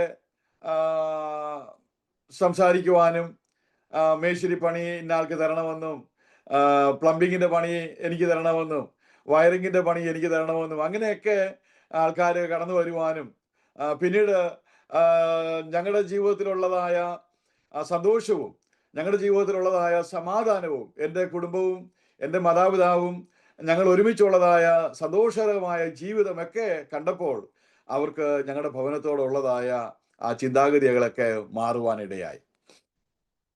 ചുരുക്കത്തിൽ പറയട്ടെ, എൻ്റെ മാതാവ് ഞാൻ ഭവനം പണിത് 2 വർഷത്തോളം അതിൽ പാർത്തതിന് ശേഷം ഈ ലോകത്തു നിന്ന് മാറ്റപ്പെടുവാൻ ഇടയായി. എന്നാൽ അനേക ദൈവദാസന്മാരും അനേക ദൈവമക്കളും കടന്നു വന്ന് ഒരു വലിയ അനുഗ്രഹമായിരിക്കുന്ന ശുശ്രൂഷ എൻ്റെ മാതാവിന് കൊടുക്കുവാൻ ഇടയായി. എൻ്റെ മാതാവും പിതാവും മരിച്ചു കിടന്നാൽ ആരെടുത്ത് കുഴിച്ചിടുമെന്ന് പറഞ്ഞതായ എൻ്റെ പ്രിയപ്പെട്ടവർ, എൻ്റെ ബന്ധുക്കൾ പോലും ആ ശുശ്രൂഷയിൽ കടന്നു വന്ന് ഈ മനോഹരമായിരിക്കുന്ന മഹനീയമായിരിക്കുന്ന ശുശ്രൂഷ കണ്ട് അവർ ദൈവത്തെ മഹത്വപ്പെടുത്തുവാൻ ഇടയായി. നമ്മുടെ മകന്റെ വിവാഹം കുറച്ച് ടെൻഷനായിരുന്നു. അപ്പോഴാണ് ഞങ്ങൾ aromamary.com രജിസ്റ്റർ ചെയ്തത്. അവിടെ നിന്നാണ് നമ്മുടെ മകന് നല്ലൊരു പെൺകുട്ടിയെ കണ്ടെത്തിയത്. ഇന്ന് തന്നെ aromamary.com ഡൗൺലോഡ് ചെയ്യൂ. അങ്ങനെ ഞാൻ ഡൽഹിയിൽ മടങ്ങിയെത്തി. ഭവനം പണിത് ഡൽഹിയിൽ മടങ്ങിയെത്തിയപ്പോൾ എൻ്റെ ജീവിതത്തിൽ വലിയ ശോധനകൾ എനിക്ക് കടന്നു വരുവാൻ ഇടയായി തീർന്നു. ഒരു പക്ഷെങ്കിൽ ഞാൻ ചിന്തിക്കുന്നത് അതൊക്കെ എൻ്റെ ജീവിതത്തിലെ ഒരു പരീക്ഷ ആയിരിക്കാം. ദൈവത്തിന് സ്തോത്രം. കാര്യം ഞങ്ങൾ 6 മാസം നാട്ടിൽ നിന്നാണ് ഭവനം പണിതത്. അതുകൊണ്ട് ഞങ്ങൾ രണ്ടുപേരും ജോലി വിട്ടു. ഡൽഹിയിലെ വാടക വീടുണ്ടായിരുന്നു, അതിന് വാടക കൊടുക്കണമായിരുന്നു. നാട്ടിലൊരു ഭവനം പണിത് മടങ്ങി എത്തുമ്പോൾ നമുക്കറിയാമല്ലോ, സാമ്പത്തികമായിട്ടോ തീർച്ചയായിട്ടും നമ്മൾ വളരെ ബുദ്ധിമുട്ടിലായിരിക്കും. അങ്ങനെ നാട്ടിൽ നിന്ന് തിരിച്ചു വന്ന് ചില ദിവസങ്ങൾ കഴിഞ്ഞപ്പോൾ എനിക്ക് ഹെപ്പറ്റൈറ്റിസ് ബി എന്ന രോഗം പിടിക്കുവാൻ ഇടയായി തീർന്നു. ഞങ്ങളുടെ കയ്യിൽ സാമ്പത്തികമായിട്ട് ഒരു പൈസ പോലും ഇല്ലാത്ത ഒരു അവസ്ഥ. ഞങ്ങളുടെ സഭയിലുള്ളതായ ഒരു സഹോദരി എൻ്റെ ബ്ലഡ് പരിശോധിച്ചപ്പോഴാണ് ഈ രോഗത്തെക്കുറിച്ച് അറിയുവാൻ ഇടയായത്. അവിടെയുള്ള ഡോക്ടേഴ്സ് പറഞ്ഞത്, ഈ മനുഷ്യൻ എങ്ങനെ ജീവിച്ചിരിക്കുന്നു, ഈ ശരീരത്തിൽ അതിൻ്റെ അണുക്കൾ വളരെയധികം വ്യാപിച്ചിരിക്കുന്നു, ജീവിച്ചിരിക്കുന്നത് വളരെ എന്താ പറഞ്ഞത്, അസഹനീയമാണ്, ദുഷ്കരമാണ്, സാധ്യത വളരെ കുറവാണ് എന്ന് ആ സഹോദരിയോട് പറയുവാൻ ഇടയായി. അവൾ കടന്നു വന്ന് എൻ്റെ ഭാര്യയുമായിട്ട് കാര്യങ്ങളൊക്കെ ഷെയർ ചെയ്യുമ്പോൾ ഞാൻ ചോദിച്ചു, എന്താണ് കാര്യം, നിങ്ങൾ തുറന്നു പറ. അങ്ങനെ അവരെന്നോട് പറഞ്ഞു, ഇതുപോലെ ഹെപ്പറ്റൈറ്റിസ് ബി ആണ്, നമുക്ക് ഇതിന് മരുന്ന് മേടിച്ച് കഴിക്കണം, അതിന് ഭയങ്കര വിലയാണ്. ഏകദേശം ആ സമയത്ത് 3000-4000 രൂപയോടടുത്ത് മരുന്നുകൾക്ക് ആവശ്യമുണ്ട്. എൻ്റെ കയ്യിൽ ഒരു പൈസ പോലും ഇല്ല. ചില ദിവസങ്ങൾ കഴിക്കുവാനുള്ള മരുന്നുകൾ എൻ്റെ സഹോദരിമാര്, സഭയിലുള്ള സഹോദരിമാര്, ചില പ്രിയപ്പെട്ടവരൊക്കെ സഹായിച്ചത് മുഖാന്തരം എനിക്ക് ലഭിക്കാനിടയായി. എന്നാൽ അതിനുശേഷം മരുന്ന് കഴിക്കുവാൻ എൻ്റെ കയ്യിലില്ല, മരുന്ന് കഴിക്കത്തില്ല എന്നുള്ള ഒരു തീരുമാനം എനിക്കുണ്ടായിരുന്നില്ല. പക്ഷെങ്കിൽ മരുന്ന് മേടിക്കുവാനുള്ള പൈസ എൻ്റെ കയ്യിൽ ഇല്ലാത്തത് കൊണ്ട് ഞങ്ങൾ മരുന്ന് മേടിച്ചില്ല. എൻ്റെ ഭാര്യ എന്നോട് പറഞ്ഞു, എൻ്റെ ഭാര്യയുടെ സഹോദരി ഞങ്ങളൊക്കെ അടുത്ത് താമസിക്കുന്നുണ്ട്, അതൊരു കസിൻ സഹോദരിയാണ്, അവരൊരു വിശ്വാസിയാണ്, അവിടെ പോയി അവരോട് നമുക്കൊരു 1000 രൂപ മേടിക്കാം. എന്നാൽ ഞാൻ അവളോട് പറഞ്ഞു, നമ്മുടെ രണ്ടുപേരുടെയും കയ്യിൽ പൈസയില്ല, നമ്മുടെ രണ്ടുപേർക്കും ജോലിയില്ല, ഒരാളോട് 1000 രൂപ ചോദിച്ചാൽ എപ്പോൾ കൊടുക്കും എന്ന് പറയുവാൻ പോലും നമുക്ക് കഴിയത്തില്ല. മാത്രമല്ല, ഈ രോഗം എപ്പം മാറും അതിനും നമുക്ക് യാതൊരു ഗ്യാരണ്ടിയുമില്ല. അപ്പോൾ ഞാൻ എൻ്റെ ഭാര്യയോട് ഇപ്രകാരം പറഞ്ഞു, നമുക്കൊരു കാര്യം ചെയ്യാം, പ്രാർത്ഥനയ്ക്ക് പോകാം. കാര്യം പ്രാർത്ഥനയിൽ കൂടി ദൈവം എന്നെ വിടുവിച്ചത് എൻ്റെ ഹൃദയത്തിലുണ്ട്. എനിക്ക് പൂർണ്ണമായ വിശ്വാസമുണ്ട്, ഞാൻ ദൈവസന്നിധിയിൽ കടന്നുപോയാൽ, പ്രാർത്ഥിച്ചാൽ എനിക്ക് ദൈവം സൗഖ്യം തരും. അങ്ങനെ ഞാൻ ഞായറാഴ്ച ആരാധനയ്ക്ക് കടന്നുപോയി. അവിടെ കടന്നു ചെന്നപ്പോൾ ഞങ്ങളുടെ കർത്താവിൻ്റെ ദാസൻ എന്നോട് ഇപ്രകാരം പറഞ്ഞു, അച്ഛാ, മഞ്ഞപ്പിത്തം തന്നെ വന്നു കഴിഞ്ഞാൽ 3 മാസത്തോളം നമ്മൾ അനങ്ങരുതെന്നാണ് പറയുന്നത്. ഇത് ഹെപ്പറ്റൈറ്റിസ് ബി ആണ്. അതുകൊണ്ട് അച്ചായന് ഒത്തിരി അനങ്ങുമൊന്നും ചെയ്യരുത്, ഒരു സൈഡിൽ അനങ്ങാതെ ഇങ്ങനെ ഇരിക്കുകയാകാവൂ എന്ന് അദ്ദേഹം എന്നോട് പറഞ്ഞു. എന്നാൽ വേഗത്തിൽ ദൈവത്തിന്റെ ഒരു വചനം എൻ്റെ ഹൃദയത്തിലേക്ക് ദൈവാത്മാവ് നൽകി. അപ്പോസ്തലന്മാരുടെ പുസ്തകത്തിൽ 16-ാമത്തെ അധ്യായത്തിൽ നമ്മൾ വായിക്കുന്നുണ്ട്, പൗലോസും ശീലാസും അവർ കാരാഗൃഹത്തിൽ ചങ്ങലകളാൽ ബന്ധിക്കപ്പെട്ടവരായി കിടന്നു. എന്നാൽ അവർ രാത്രിയുടെ യാമങ്ങളിൽ ദൈവത്തെ പാടി ആരാധിച്ചപ്പോൾ അവരുടെ കരങ്ങളിലെ ചങ്ങലകൾ വീണുപോയി എന്ന് ആ അധ്യായത്തിൽ നമുക്ക് വായിക്കുവാനായി കഴിയുന്നുണ്ട്. ഞാൻ കർത്താവിന്റെ ദാസനോട് ഇപ്രകാരം പറഞ്ഞു, പാസ്റ്റേ, ദൈവവചനത്തിൽ ഇപ്രകാരം കാണുന്നുവല്ലോ, പൗലോസിനെയും ശിലാസിനെയും ദൈവം വിടുവിച്ചുവെങ്കിൽ ആ ദൈവം എന്നെയും വിടുവിപ്പാൻ ശക്തനാണ്. എൻ്റെ ശരീരത്തിൽ ഞാൻ അനുഭവിക്കുന്ന ഈ രോഗത്തിന്റെ ചങ്ങല ദൈവം അഴിക്കുവാൻ ഇടയാവും. അപ്പോൾ എൻ്റെ പാസ്റ്ററിനോട് പറഞ്ഞു, എങ്കിൽ അച്ചായൻ്റെ ഇഷ്ടം പോലെ ചെയ്തോളൂ എന്ന് അദ്ദേഹം പറഞ്ഞു. അങ്ങനെ ഞാൻ ദൈവത്തെ പാടി സ്തുതിച്ചു. ദൈവനാമത്തിന്റെ മഹത്വത്തിന് വേണ്ടി പറയട്ടെ, ഏകദേശം 2 ആഴ്ച കഴിഞ്ഞതിന് ശേഷം ഞങ്ങളുടെ സഭയിലെ ആ സഹോദരി വീണ്ടും എൻ്റെ രക്തം എടുത്തുകൊണ്ട് പോയി പരിശോധിപ്പാനിടയായി. അന്ന് അത് നെഗറ്റീവ് ആകുവാനിടയായി. എന്നാൽ ആ സഹോദരിക്ക് സത്യത്തിൽ വിശ്വാസം ഉണ്ടായില്ല. കാര്യം അവരുടെ ലാബിൽ വർഷങ്ങളായിട്ട് ഈ രോഗത്താൽ ബാധിച്ച് അതിൻ്റെ ചികിത്സ തേടി അവസാനം മരണപ്പെട്ടതായ ആളുകൾ അവിടെ അനുഭവത്തിലുണ്ട്. അതുകൊണ്ട് ആ സഹോദരിക്ക് അത്ര വിശ്വാസം ഉണ്ടായില്ല. അതുകൊണ്ട് എൻ്റെ അടുത്ത് വന്ന് ഞാൻ ചോദിച്ചു, എൻ്റെ അസുഖം എങ്ങനെയുണ്ട് എന്ന് ചോദിച്ചപ്പോൾ നെഗറ്റീവായി എന്ന് പറഞ്ഞില്ല, മറിച്ച് അസുഖം കുറവുണ്ട് എന്ന് പറഞ്ഞു. അതിനുശേഷം വീണ്ടും ഒരു 2 ആഴ്ചയോടെ കഴിഞ്ഞിട്ട് എൻ്റെ ബ്ലഡ് എടുത്തുകൊണ്ട് പോയി അവൾ പരിശോധിച്ചു. അന്നേരവും അത് നെഗറ്റീവായി കണ്ടു. അന്ന് ഡ്യൂട്ടി കഴിഞ്ഞ് അവൾ മടങ്ങി വന്നപ്പോൾ എന്നോട് പറയുവാൻ ഇടയായി, ചേട്ടായി, ദൈവം ചേട്ടായിയെ സൗഖ്യമാക്കി. ഇന്ന് ഇത്രയും കാലമായി ആ രോഗത്തിൽ നിന്ന് ദൈവം എന്നെ പൂർണ്ണമായിട്ടും സൗഖ്യമാക്കുവാൻ ഇടയായി തീർന്നു. അതിനുശേഷം അതേ കാലയളവിൽ തന്നെയാണ് ഞങ്ങൾ ജാനുവരി 26-ന് ചില ഹോസ്പിറ്റലുകളിലൊക്കെ കടന്നുപോയി അവിടെ സുവിശേഷം പറയുകയും ട്രാക്റ്റുകൾ കൊടുക്കുകയും രോഗികൾക്ക് വേണ്ടി പ്രാർത്ഥിക്കുകയും ചെയ്യാറുണ്ട്. ആ 26 ജാനുവരിക്ക് ഒരു TB ഹോസ്പിറ്റലിലാണ് ഞങ്ങൾ കടന്നുപോയത്. ഞങ്ങൾ താമസിക്കുന്ന സ്ഥലത്ത് നിന്ന് ഏകദേശം 28 കിലോമീറ്റർ ദൂരെയുള്ള ഒരു ഹോസ്പിറ്റലാണ്. അവിടെ കടന്നുപോയി മരണത്തോട് മല്ലടിച്ചു കൊണ്ടിരിക്കുന്നതായ അനേക രോഗികൾ അവിടെ അഡ്മിറ്റ് ചെയ്തിട്ടുണ്ട്. അവരോട് ദൈവം എന്നെ വിടുവിച്ച വിധങ്ങളും എന്നെ സൗഖ്യമാക്കിയ വിധങ്ങളുമൊക്കെ പറഞ്ഞ് അവർക്ക് വേണ്ടി പ്രാർത്ഥിക്കുകയും അവർക്ക് ലഘുഭക്ഷണങ്ങളൊക്കെ കൊടുക്കുകയും ലേഖകളൊക്കെ കൊടുക്കുകയും അവരെ സമാധാനിപ്പിക്കുകയും അവർക്ക് വേണ്ടി പ്രാർത്ഥിക്കുകയും ഒക്കെ ചെയ്തുകൊണ്ടിരിക്കുമ്പോൾ എൻ്റെ ഭവനത്തിൽ നിന്ന് ഒരു സന്ദേശം ലഭിക്കുവാൻ ഇടയായിത്തീർന്നു. എൻ്റെ മകൾ 3 നിലയുടെ മകളിൽ നിന്ന് വീണു. അവൾക്ക് അപ്പോൾ ഏകദേശം 3.5 വയസ്സ് മാത്രം പ്രായമേ ഉള്ളൂ. അവളെ വേഗത്തിൽ എൻ്റെ ഭാര്യ ഡൽഹിയിലുള്ളതായ എയിംസിലേക്ക് കൊണ്ടുപോയി അവിടെ കാഷ്വാലിറ്റിയിൽ അഡ്മിറ്റ് ചെയ്തു. ഞങ്ങൾ വേഗത്തിൽ ആ സ്ഥലത്ത് നിന്ന് മടങ്ങി ഹോസ്പിറ്റലിലേക്ക് കടന്നു പോകുന്ന യാത്രയിൽ ഞാൻ ദൈവത്തോട് ചോദിച്ചു, കർത്താവേ, ഒരു സ്ഥലത്ത് ഞാൻ എൻ്റെ കർത്താവിനെ കുറിച്ച് സാക്ഷ്യങ്ങൾ പറയുമ്പോൾ മറു സ്ഥലത്ത് എൻ്റെ മകൾ ഇപ്രകാരമുള്ളതായ ഒരു അപകടത്തിൽ പെടുവാനും എൻ്റെ മകൾ വളരെ അത്യാസന്നമായ നിലയിൽ ഹോസ്പിറ്റലിൽ അഡ്മിറ്റ് ചെയ്യുവാനും ഇടയായി തീർന്നല്ലോ. എൻ്റെ മകൾക്ക് ഒന്നും സംഭവിക്കരുത് എന്ന് ഞാൻ ദൈവത്തോട് പ്രാർത്ഥിച്ചു. ദൈവാത്മാവ് എന്നോട് എൻ്റെ ഹൃദയത്തിൽ എനിക്ക് ആശ്വാസം നൽകുവാൻ ഇടയായി തീർന്നു. എൻ്റെ മകൾക്ക് ഒന്നും തന്നെ സംഭവിക്കുകയില്ല എന്നുള്ളതായ ഒരു പൂർണ്ണ വിശ്വാസം ദൈവം എൻ്റെ ഹൃദയത്തിൽ നൽകുവാനിടയായി. ഞങ്ങൾ ഹോസ്പിറ്റലിൽ കടന്നു വന്നപ്പോൾ എൻ്റെ മകളെ സ്ട്രെച്ചറിൽ കിടത്തിയിരിക്കുകയാണ്. അവളുടെ ശരീരം മുഴുവൻ രക്തം കൊണ്ട് കുളിച്ചു കിടക്കുകയാണ്. അവൾ എന്നെ കണ്ടപ്പോൾ കണ്ണുകൾ തുറന്നു. എന്നോട് പപ്പ എനിക്ക് വേദനയാണ് എന്ന് മാത്രം ഒന്ന് പറഞ്ഞു. ഞാൻ അവിടെ മേൽ കൈവച്ച് അവൾക്ക് വേണ്ടി പ്രാർത്ഥിച്ചു. അതിനുശേഷം ആ കാഷ്വാലിറ്റിയിൽ കിടന്നതായ സകല ആൾക്കാരുടെയും അടുക്കൽ ഞാൻ കടന്നുപോയി.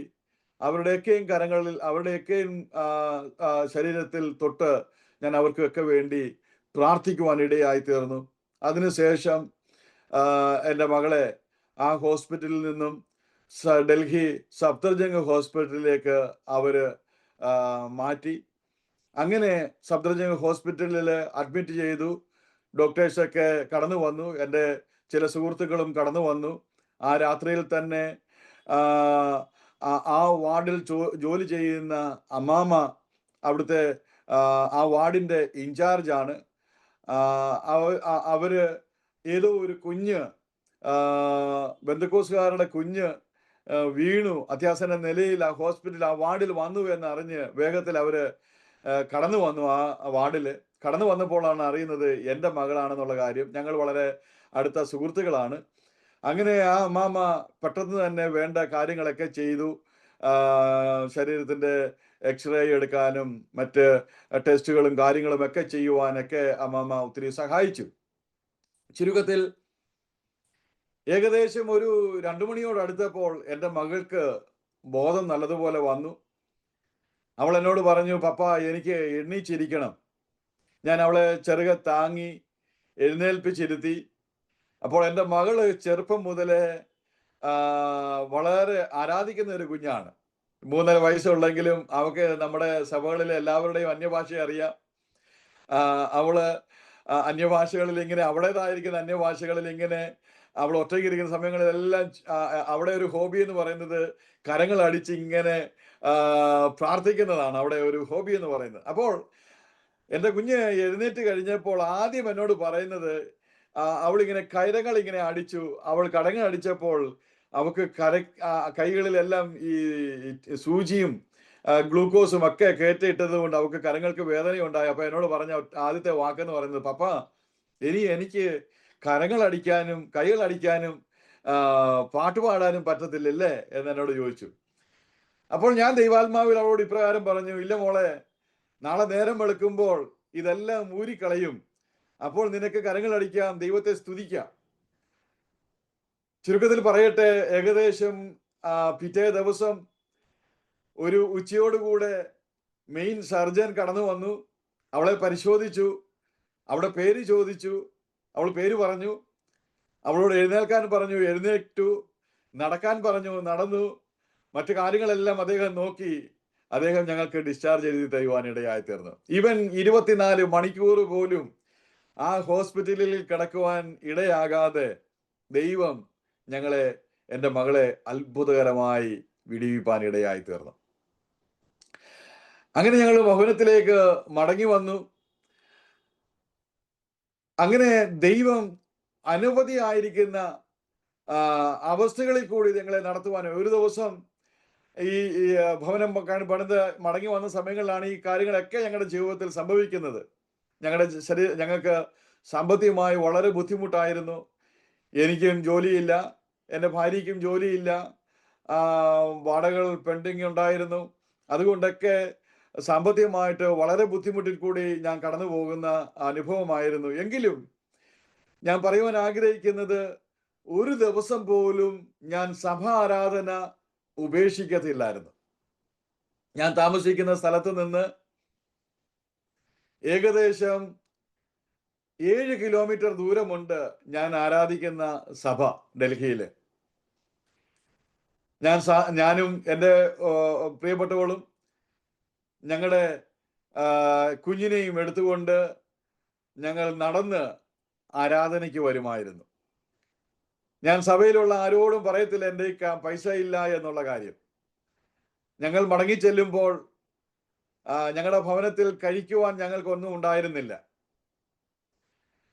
ഞങ്ങൾ താമസിച്ചിരുന്നത് ഒരു ഗവൺമെന്റ് ക്വാർട്ടേഴ്സിലായിരുന്നു. അതിന്റെ മുകളിലേക്ക് ഒരു മുരിങ്ങമരം പടർന്നു കിടപ്പുണ്ടായിരുന്നു. അപ്പോൾ ചില ദിവസങ്ങളായി ഞങ്ങളുടെ ഭക്ഷണം എന്ന് പറയുന്നത് ഈ മുരിങ്ങയ്ക്കയാണ്. മുരിങ്ങയ്ക്ക ഉപ്പിലിട്ട് പറ്റിച്ച് അത് ഞാനും എൻ്റെ ഭാര്യയും കഴിക്കും. റവ ഞങ്ങളുടെ വീട്ടിലുണ്ട്. അത് വെള്ളത്തിൽ കലക്കി അല്പം ചക്കര ഉണ്ടായിരുന്നു, അത് ചീകിയിട്ട് എൻ്റെ മകൾക്ക് കൊടുക്കും. ഞായറാഴ്ച സഭയിൽ കടന്നു പോയിട്ടും മടങ്ങി എത്തുമ്പോഴും ഞങ്ങൾക്ക് കഴിക്കാനുണ്ടായിരുന്നത് അത് മാത്രമായിരുന്നു. അങ്ങനെ ഞങ്ങൾ ആ ഞായറാഴ്ച അത് ഭക്ഷിച്ചതിന് ശേഷം ഞങ്ങൾ രണ്ടുപേരും ദൈവത്തിന്റെ സന്നിധിയിൽ ഇരുന്ന് ഞങ്ങൾ ദൈവത്തോട് പ്രാർത്ഥിച്ചു, കർത്താവേ, ഞങ്ങൾ എത്ര ദിവസം വേണമെങ്കിലും പട്ടിണി ഇരിക്കാം, പക്ഷെങ്കിൽ ഞങ്ങളുടെ കുഞ്ഞിനെ നീ പട്ടിണി കിടത്തരുത് എന്ന് ഞങ്ങൾ ദൈവത്തോട് പ്രാർത്ഥിക്കുവാൻ ഇടയായി. സന്തോഷത്തോടെ ഞാൻ പറയട്ടെ, ഞങ്ങളുടെ സഭയിലുള്ള ഒരു സഹോദരൻ ഒരു ഭവനം വാങ്ങി ആ ഞായറാഴ്ച ആ ഭവനത്തിന്റെ അല്ലെങ്കിൽ ഷിഫ്റ്റിംഗ് ആയിരുന്നു, താമസം മാറുകയായിരുന്നു. അപ്പോൾ താമസം മാറിയതിന് ശേഷം ഞങ്ങളുടെ കർത്താവിന്റെ ദാസന് ഒരു സാമ്പത്തിക നന്മ കൊടുത്തപ്പോൾ അദ്ദേഹത്തിന്റെ ഹൃദയത്തിൽ ഒരു ചിന്തയുണ്ടായി, എന്നെ വന്ന് കാണണം. അങ്ങനെ അദ്ദേഹം എൻ്റെ ഭവനത്തിലേക്ക് വന്നു. രാത്രിയിൽ ഏകദേശം ഒരു 11 മണി കഴിഞ്ഞതിന് ശേഷമാണ് അദ്ദേഹം എൻ്റെ ഭവനത്തിലേക്ക് കടന്നു വരുന്നത്. ഞങ്ങളുടെ ഗവൺമെന്റ് ക്വാർട്ടേഴ്സിന് ഒരു ഗേറ്റ് ഉണ്ട്. ഞങ്ങൾ ഫസ്റ്റ് ഫ്ലോറിലാണ് താമസിക്കുന്നത്.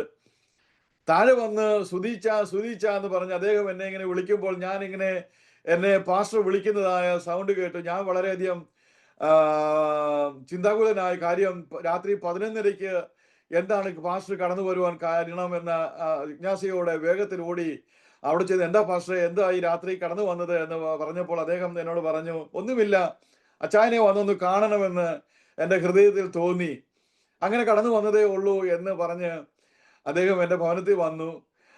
ഞങ്ങൾക്ക് വേണ്ടി പ്രാർത്ഥിച്ചു. അദ്ദേഹം മടങ്ങിപ്പോകുമ്പോൾ എനിക്ക് 250 രൂപ അദ്ദേഹം തന്നിട്ട് പോകുവാൻ ഇടയായി. അന്ന് 250 രൂപ എന്ന് പറയുമ്പോൾ 1 കിലോ അരിക്ക് 10 രൂപ വിലയേ ഉള്ളൂ. പിറ്റേ ദിവസം ഞങ്ങളുടെ അത്യാവശ്യമായിരിക്കുന്ന സാധനങ്ങളൊക്കെ വാങ്ങി.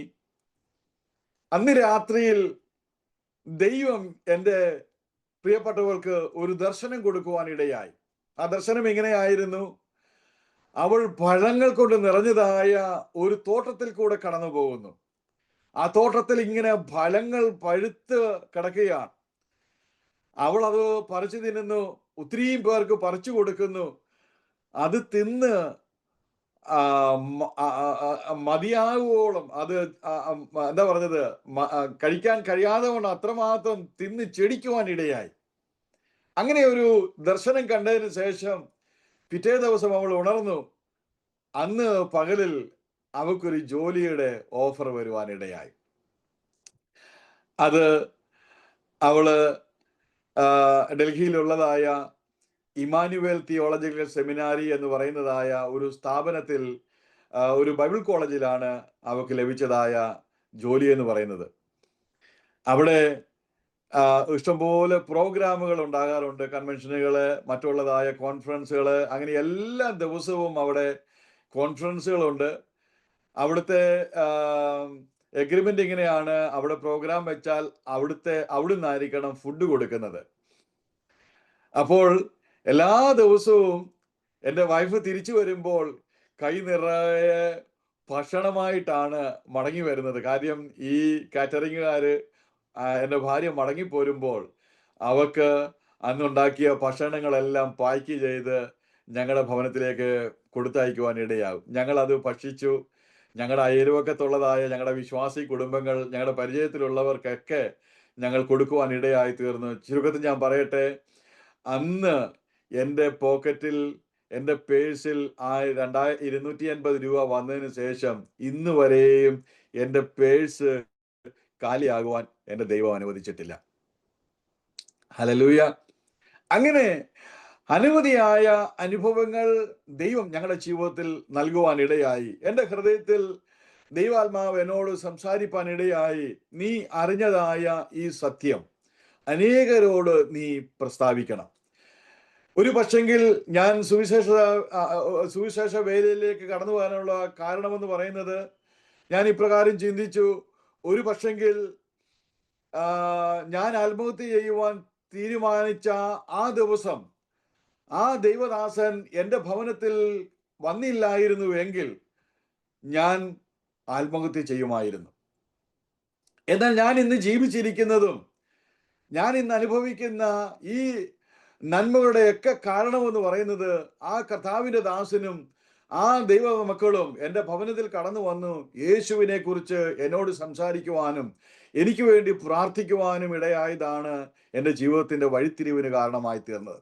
അതുകൊണ്ട് ദൈവാത്മാവ് എൻ്റെ ഹൃദയത്തിൽ നൽകിയതായ പ്രേരണ എന്ന് പറയുന്നത്, ഈ സമൂഹത്തിൽ എത്രയോ സമാധാനമില്ലാത്തവർ, എത്രയോ രോഗികളായി ഭാരപ്പെടുന്നവർ, എത്രയോ ആത്മഹത്യക്ക് വേണ്ടി ചിന്തിക്കുന്നവർ ഈ സമൂഹത്തിലുണ്ട്.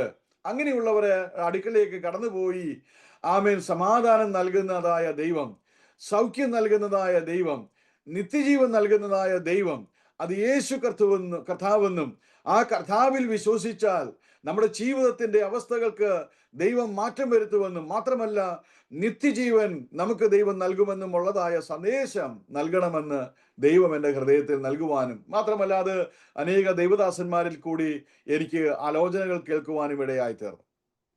അങ്ങനെ ഞങ്ങൾ സുവിശേഷ വേലയ്ക്ക് സമർപ്പിക്കുവാനും, ഞാൻ സുവിശേഷ വേലയ്ക്ക് വേണ്ടി ദൈവവചനം പഠിക്കുവാൻ കടന്നു പോകുവാനും തീരുമാനിച്ചു. എന്നാൽ ഞങ്ങളുടെ ജീവിതത്തിൽ പല പ്രയാസങ്ങൾ ഞാൻ പറഞ്ഞുവെങ്കിലും എൻ്റെ വൈഫിൻ്റെ ശാരീരികമായ പ്രയാസം ഞാൻ പറഞ്ഞിരുന്നില്ല. എൻ്റെ മകൾ ജനിച്ചതിന് ശേഷം ഏകദേശം 6 മാസം കഴിഞ്ഞപ്പോൾ അവക്ക് റൂമറ്റൈസ് ആർത്രൈറ്റിസ് എന്ന് പറയുന്നതായ അസുഖം ബാധിക്കുവാൻ ഇടയായിത്തീർന്നു. ഞരമ്പുകളിലൊക്കെ വായു കയറിയിട്ട് ആ ആർത്രൈറ്റിസ് അല്ലെങ്കിൽ ആ വാദം എന്ന് പറയുന്നത്, അതിന് ആമവാദം എന്നാണ് മലയാളത്തിൽ പറയുന്നത്.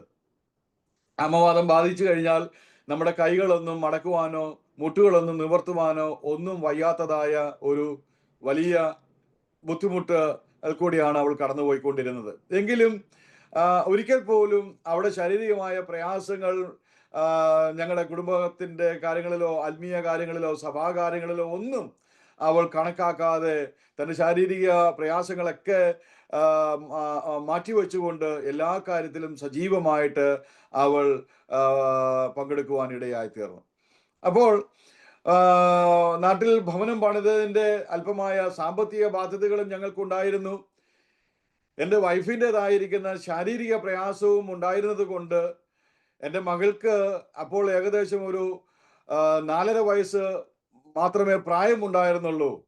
എൻ്റെ ഭാര്യയ്ക്ക് ഈ കാര്യങ്ങളെല്ലാം പൂർണ്ണമായിട്ടും ഒറ്റയ്ക്ക് ചെയ്യുവാൻ കഴിയാത്തത് കൊണ്ട് 1-2 വർഷങ്ങൾ ഞങ്ങൾ മുന്നോട്ട് നീക്കുവാനിടയായി തീർന്നു. എന്നാൽ എൻ്റെ ഹൃദയത്തിൽ ദൈവാത്മാവ് ഇപ്രകാരം സംസാരിച്ചു, ദൈവത്തിന് വേണ്ടി ഇറങ്ങിത്തിരിക്കുന്നുവെങ്കിൽ നിന്റെ യൗവനത്തിൽ ഇറങ്ങിത്തിരിക്കണം, പ്രായമായതിനു ശേഷമല്ല സുവിശേഷ വേലയ്ക്ക് ഇറങ്ങുന്നത്. എന്നോട് ദൈവാത്മാവ് സംസാരിച്ചതാണ്.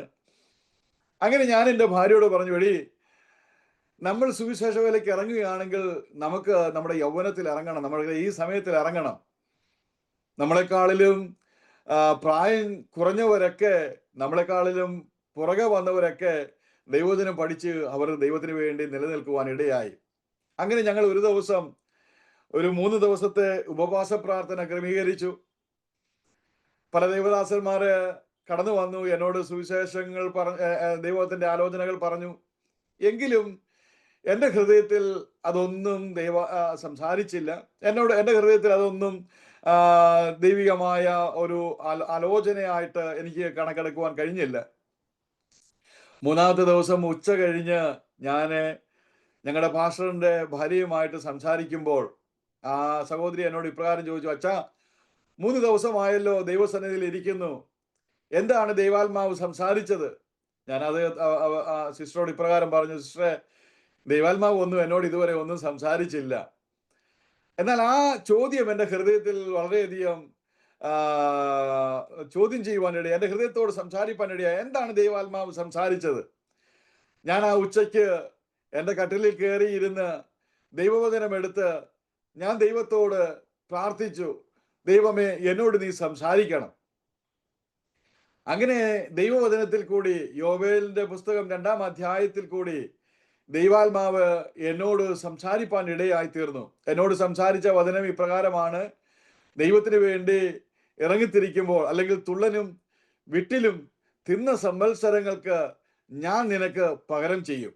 ഞാൻ ആ വേദഭാഗം വായിച്ച് ആ അധ്യായം മുഴുവൻ വായിച്ചപ്പോൾ എനിക്ക് മനസ്സിലാകുവാൻ ഇടയായത്, യെരൂശലേം ദേവാലയത്തിലെ ശുശ്രൂഷകൾക്ക് അവർ പ്രാധാന്യം കൊടുക്കാതെ, അല്ലെങ്കിൽ അവർ അതിനെ മാറ്റി അവരുടേതായിരിക്കുന്ന ഭൗതിക കാര്യങ്ങൾക്ക് വേണ്ടി അവർ മനം തിരിയുവാൻ, അല്ലെങ്കിൽ അവർ ഇറങ്ങിത്തിരിക്കുവാൻ ഇടയായി.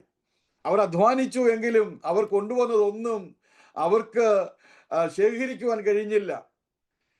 എന്നാൽ അവിടെ ദൈവം കൊടുക്കുന്ന ആലോചന, ദൈവത്തിന്റെ ആലയത്തിന് വേണ്ടി നിങ്ങൾ പ്രാധാന്യം കൊടുക്കുന്നുവെങ്കിൽ നിങ്ങൾക്ക് നഷ്ടപ്പെട്ട സംവത്സരങ്ങൾക്ക് ഞാൻ പകരം ചെയ്യുമെന്നുള്ളതായ ഒരു സന്ദേശമാണ് എന്ന് എനിക്ക് മനസ്സിലായി.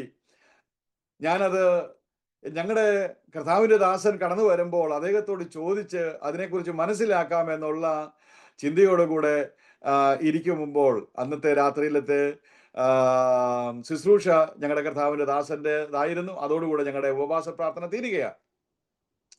അപ്പോൾ അദ്ദേഹം കടന്നു വന്നു, ഞങ്ങൾ പ്രാർത്ഥിച്ചു, പാടി, ആരാധിച്ചു. അതിനുശേഷം എഴുന്നേറ്റ് ദൈവവചനത്തിൽ നിന്ന് ചിന്തിക്കുവാൻ തുടങ്ങി. ഞാൻ വായിച്ചതായ അതേ സന്ദേശം, അതേ വാക്യം തന്നെ അദ്ദേഹം എടുത്ത് വായിച്ച് അതിൽ നിന്നുള്ളതായ ദൈവീയ ആലോചന എന്നോട് പറയുവാൻ ഇടയായി. ആ ആരാധനയ്ക്ക് ശേഷം ഞാൻ എഴുന്നേറ്റ് നിന്ന് സാക്ഷ്യം പറഞ്ഞു, ഞാൻ കർത്താവിൻ്റെ ദാസനോട് ചോദിച്ചു മനസ്സിലാക്കുവാൻ ഇരുന്നതായ എല്ലാ കാര്യങ്ങളും ദൈവാത്മാവ് ദൈവദാസനിൽ കൂടി സംസാരിച്ചു എന്ന്. ആരാധന കഴിഞ്ഞപ്പോൾ ഞാൻ എൻ്റെ ഭാര്യയോട് പറഞ്ഞു. അതിനുശേഷമാണ് ഞാൻ ഈ വചനം വായിച്ചത് പോലും എൻ്റെ ഭാര്യയോട് പറയുന്നത്. ഞാൻ എൻ്റെ ഭാര്യയോട് പറഞ്ഞു, ദൈവം വ്യക്തമായിട്ട് നമ്മോട് സംസാരിച്ചു. അങ്ങനെയാണെങ്കിൽ ഇനി നമ്മുടേതായിരിക്കുന്ന ശാരീരിക പ്രയാസങ്ങളോ, നമ്മുടേതായിരിക്കുന്ന ഭൗതിക പ്രയാസങ്ങളോ, സാമ്പത്തിക പ്രയാസങ്ങളോ, നമ്മുടേതായിരിക്കുന്ന സാഹചര്യങ്ങളോ നമ്മൾ നോക്കി നമ്മൾ വെയിറ്റ് ചെയ്യരുത്, നമ്മൾ നിൽക്കരുത്.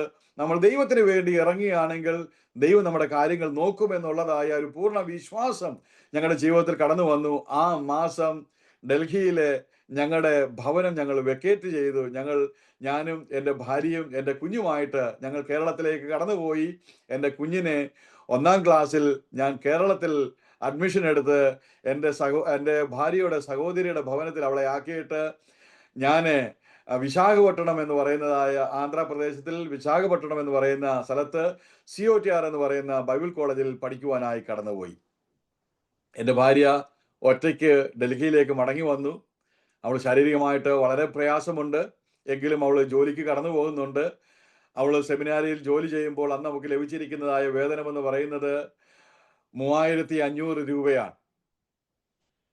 ഞാൻ ബൈബിൾ കോളേജിൽ പഠിക്കുവാൻ കടന്നു പോകുമ്പോൾ ഞാൻ ആരോടും ഒരു അഭിപ്രായവും ചോദിച്ചില്ല, ആരോടും ഒരു സാമ്പത്തിക സഹായവും ചോദിച്ചില്ല. ഞങ്ങൾ കടന്നുപോയി ബൈബിൾ കോളേജിൽ എത്തുമ്പോഴാണ് ഞാൻ അറിയുന്നത് അവിടെ അഡ്മിഷൻ ഫീസ് കൊടുക്കണമെന്നുള്ള കാര്യം, അവിടെ മറ്റ് ചെലവുകളുണ്ടെന്നുള്ള കാര്യം. എൻ്റെ കയ്യിൽ ഏകദേശം 3000 രൂപയായിട്ടാണ് ഞാൻ അവിടെ കടന്നു ചെല്ലുന്നത്. ഞാൻ ആ പൈസ അഡ്മിഷൻ ഫീസ് കൊടുത്തിട്ട് ഞാൻ അവിടെ പഠനം ആരംഭിക്കുവാനിടയായി. ഞാൻ അവിടെ പഠനം ആരംഭിച്ച കാലങ്ങൾ മുതൽ ഞാൻ അനേകരുടെ സാക്ഷ്യങ്ങൾ പഠിക്കുവാനിടയായി. IPCയുടെ ഫൗണ്ടർ പ്രസിഡന്റ് ആയിരിക്കുന്ന KE അബ്രഹാമിനെ കുറിച്ച് ഞാൻ പഠിച്ചു. ഷാരോൺ ഫെലോഷിപ്പിന്റെ സ്ഥാപക പ്രസിഡന്റിന്റെ സാക്ഷ്യങ്ങൾ ഞാൻ പഠിച്ചു. ജീസസ് കോളിന്റെ സ്ഥാപക പ്രസിഡന്റിന്റെ സാക്ഷ്യങ്ങൾ ഞാൻ പഠിച്ചു. ഇവരെ കുറിച്ചൊക്കെ ഞാൻ പഠിച്ചപ്പോൾ എനിക്ക് മനസ്സിലായ ഒരു കാര്യം, ഇവരുടെയൊക്കെയും ജീവിതത്തിന്റെ ആരംഭം എന്ന് പറയുന്നത് വളരെ എളിയതായ സംരംഭങ്ങളായിരുന്നു. എന്നാൽ അവരുടെ ജീവിതത്തിന്റെ അനുഗ്രഹത്തിന്റെ, അവരുടെ ജീവിതത്തിൽ ഇന്നുള്ള അനുഗ്രഹങ്ങളുടെ കാരണമെന്ന് പറയുന്നത് അവർ ദൈവസന്നിധിയിൽ എടുത്ത തീരുമാനങ്ങളും ദൈവസന്നിധിയിലുള്ള അവരുടെ പ്രാർത്ഥനയും അവരുടെ ഉപവാസവുമാണ് എന്ന് ഞാൻ മനസ്സിലാക്കുവാൻ ഇടയായി തീർന്നു. അങ്ങനെ ആ ബൈബിൾ കോളേജിൽ പഠിക്കുന്ന ആ 1-ാമത്തെ വർഷം മുതൽ, ആ ചില മാസങ്ങൾ മുതൽ ഞാൻ എല്ലാ വെള്ളിയാഴ്ചയും ഉപവസിച്ച് പ്രാർത്ഥിക്കുമെന്നുള്ളതായ ഒരു തീരുമാനമെടുക്കുവാൻ ഇടയായി തീർന്നു. എൻ്റെ സുഹൃത്തുക്കള്, ബൈബിൾ കോളേജിലുള്ള എൻ്റെ സഹപാഠികള് അവരൊക്കെ എന്നോട് വന്ന് ഇപ്രകാരം പറഞ്ഞു, അച്ഛാ, നമുക്ക് ബൈബിൾ കോളേജിൽ നിന്ന് ലഭിക്കുന്ന ഭക്ഷണങ്ങൾ തന്നെ വളരെ പരിമിതമായതും ഒക്കെയാണ്. അപ്പോൾ തന്നെ നമ്മൾ ഇനിയും ഉപവാസ പ്രാർത്ഥന എടുത്തു കഴിഞ്ഞാൽ നമ്മുടെ ശരീരമൊക്കെ ക്ഷീണിക്കത്തില്ലേ എന്ന് അദ്ദേഹം എന്നോട് പറഞ്ഞു. പക്ഷെങ്കിൽ പെട്ടെന്ന് എൻ്റെ ഹൃദയത്തിൽ ദൈവാത്മാവ് എനിക്കൊരു വചനം നൽകി.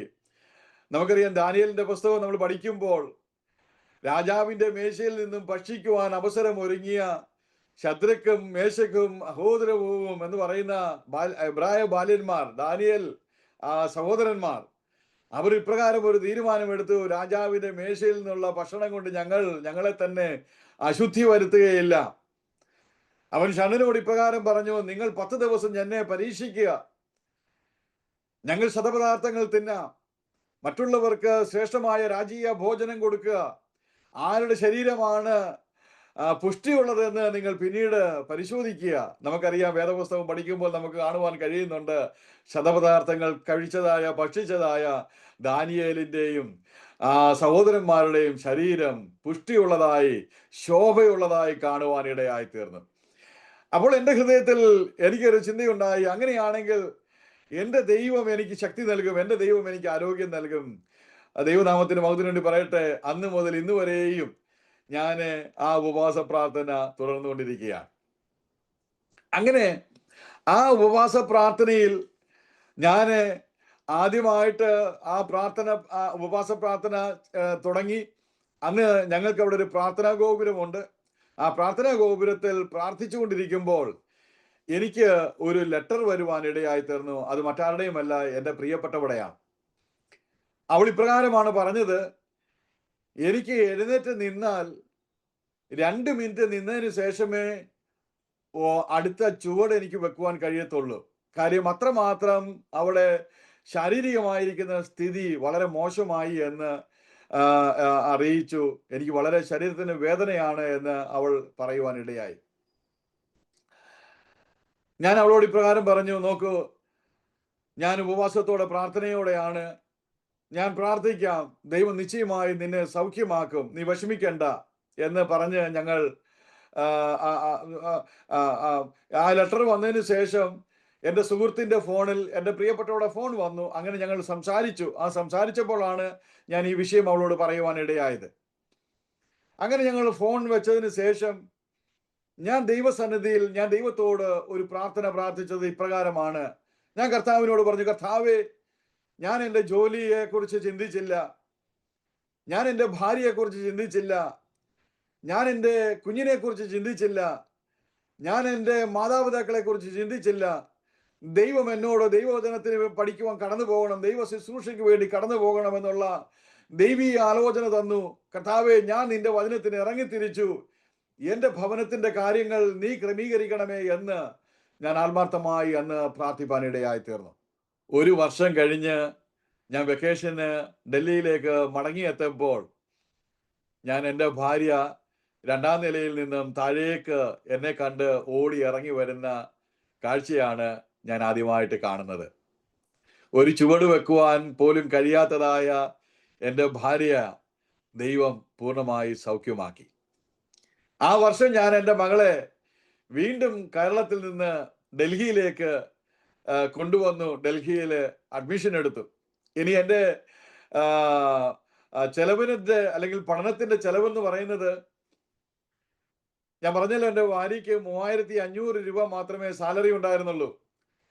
അതിൽ നിന്ന് എൻ്റെ ഫീസ് കൊടുക്കണം, അവളുടെ ചെലവ് ചെയ്യണം, എൻ്റെ കുഞ്ഞിൻ്റെ ചെലവിന് കൊടുക്കണം, എൻ്റെ മാതാപിതാക്കളുടെ ചെലവിന് കൊടുക്കണം. ഇത്രയും കാര്യങ്ങളാണ് 3500 രൂപയിൽ നിന്ന് ചെയ്യുവാനുള്ളത്. അങ്ങനെ ഇരിക്കുമ്പോൾ അവൾ ജോലി ചെയ്യുന്നതായ ബൈബിൾ കോളേജിലെ ഒരു അധ്യാപകൻ കടന്നു വന്ന് മേരിയോട്, എൻ്റെ വൈഫിനോട് ഇപ്രകാരം ചോദിച്ചു: ഹസ്ബൻഡ് എന്ന് പറയുന്നു, അദ്ദേഹം എവിടെയാണ്? അദ്ദേഹം ഒരു ഒറീസക്കാരനാണ്. അപ്പോൾ എൻ്റെ ഭാര്യ അദ്ദേഹത്തോട് ഇപ്രകാരം പറഞ്ഞു: അദ്ദേഹം ദൈവവചനം പഠിക്കുവാനായി കടന്നുപോയി. അദ്ദേഹം വിശാഖപട്ടണത്തെ COTRലാണ് പഠിക്കുന്നത്. അപ്പോൾ അദ്ദേഹം പറഞ്ഞു, ഇത്രയും വലിയ ബൈബിൾ കോളേജിൽ പഠിക്കുന്ന അവിടെ വലിയ ഫീസ് ഒക്കെ ആണല്ലോ, എങ്ങനെയാണ് നിങ്ങളുടെ കാര്യങ്ങളൊക്കെ നടക്കുന്നത്? അപ്പോൾ എൻ്റെ ഭാര്യ പറഞ്ഞു, എൻ്റെ സാലറി ഉണ്ട്, അതിൽ നിന്നാണ് കാര്യങ്ങൾ ചെയ്യുന്നത്. അപ്പോൾ അദ്ദേഹം അവളോട് ചോദിക്കാനിടയായി, നിനക്ക് കിട്ടുന്ന സാലറി ഇത്ര തുച്ഛമായ വരുമാനമാണല്ലോ, ഇതിൽ നിന്ന് എങ്ങനെയാണ് നിന്റെ കാര്യങ്ങൾ നടക്കുന്നത്? അന്ന് അദ്ദേഹം എൻ്റെ ഭാര്യയോട് പറഞ്ഞു, പാസ്റ്ററോട് വിളിച്ചു പറയണം, അവിടെ ഒരു സ്പോൺസർഷിപ്പ് ഫോം കിട്ടും, അത് മേടിച്ച് എനിക്ക് അയച്ചു തരാൻ പറയണം, ഞാൻ ഇന്ന് മുതൽ നിങ്ങളെ സപ്പോർട്ട് ചെയ്യാം. അങ്ങനെ എൻ്റെ പഠനത്തിന് വേണ്ടിയുള്ള 3 വർഷത്തെ സപ്പോർട്ട് ആ കർത്താവിൻ്റെ ദാസനിൽ കൂടി ചെയ്യുവാൻ ഇടയായി തീർന്നു. 2ാമത്തെ വർഷത്തിൽ COTRൽ ഞാൻ ഗസ്റ്റിന്റെ ഇൻചാർജ് ആയിട്ട് എന്നെ സെലക്ട് ചെയ്യുവാൻ ഇടയായി. അതുകൊണ്ട് എനിക്ക് അവര് ഫീസ് ഇളച്ചു തരുവാൻ ഇടയായി. മാത്രമല്ല, ഗസ്റ്റുകളൊക്കെ കടന്നു വന്നിട്ട് മടങ്ങിപ്പോകുമ്പോൾ അവര് ചെറിയ സ്വോത്രകാഴ്ച അല്ലെങ്കിൽ ഒരു സന്തോഷം ഒക്കെ അവർ എനിക്ക് വേണ്ടി നൽകുവാനിടയോ. അങ്ങനെ ചുരുക്കം പറഞ്ഞു കഴിഞ്ഞാൽ 3 വർഷം ഞാൻ പഠിച്ച് അവിടെ നിന്ന് ഇറങ്ങുമ്പോൾ ഏകദേശം 85,000 രൂപ കടത്തോടു കൂടെ പഠിക്കാൻ പോയ എൻ്റെ കടമെല്ലാം വീടുവാൻ തക്കവണ്ണം ദൈവാത്മാവ് ഇടയാക്കി. അങ്ങനെ മടങ്ങിയെത്തി ഡൽഹിയിൽ ഞാൻ ശുശ്രൂഷകൾ ആരംഭിച്ചു. ഒരു സഭാ ശുശ്രൂഷ ഡൽഹിയിൽ ആരംഭിച്ചു. അതിനോടൊപ്പം ദൈവവചനം പഠിപ്പിക്കുവാനും, തുടർന്ന് കോട്ടയം IPC തിയോളജിക്കൽ സെമിനാരിയിൽ നിന്നും മാസ്റ്റർ ഡിഗ്രി എടുക്കുവാനും ഒക്കെ ദൈവം എന്നെ സഹായിച്ചു.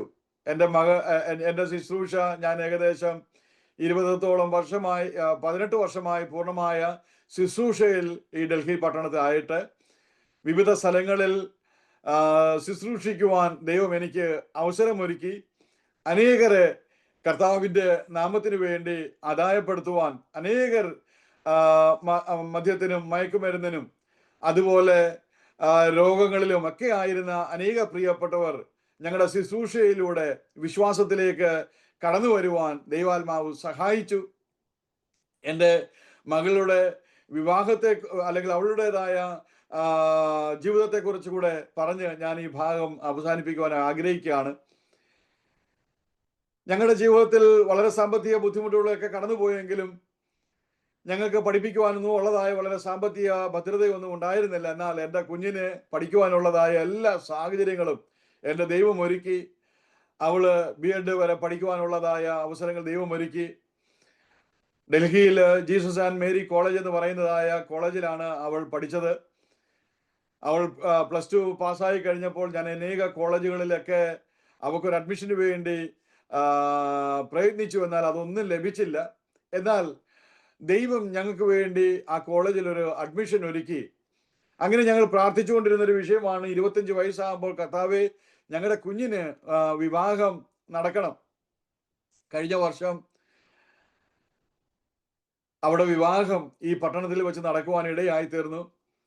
ഒരിക്കലും ഞങ്ങൾ പ്രതീക്ഷിക്കാത്ത നിലയിൽ ഉള്ളതായ ഒരു വിവാഹം ഈ ഡൽഹി പട്ടണത്തിൽ, വിവാഹ നിശ്ചയം ഡൽഹി പട്ടണത്തിൽ നടക്കുവാൻ ഇടയായി. വിവാഹം നാട്ടിൽ വെച്ചാണ് നടന്നത്. എൻ്റെ മരുമകൻ ദീപു, അവന് ISROയിൽ ആണ് ഇപ്പോൾ വർക്ക് ചെയ്യുന്നത്. അങ്ങനെ ദൈവം കുടുംബമായിട്ട് ഞങ്ങളെ വളരെ അത്ഭുതകരമായിട്ട് നടത്തുവാൻ ഇടയായി തീർന്നു.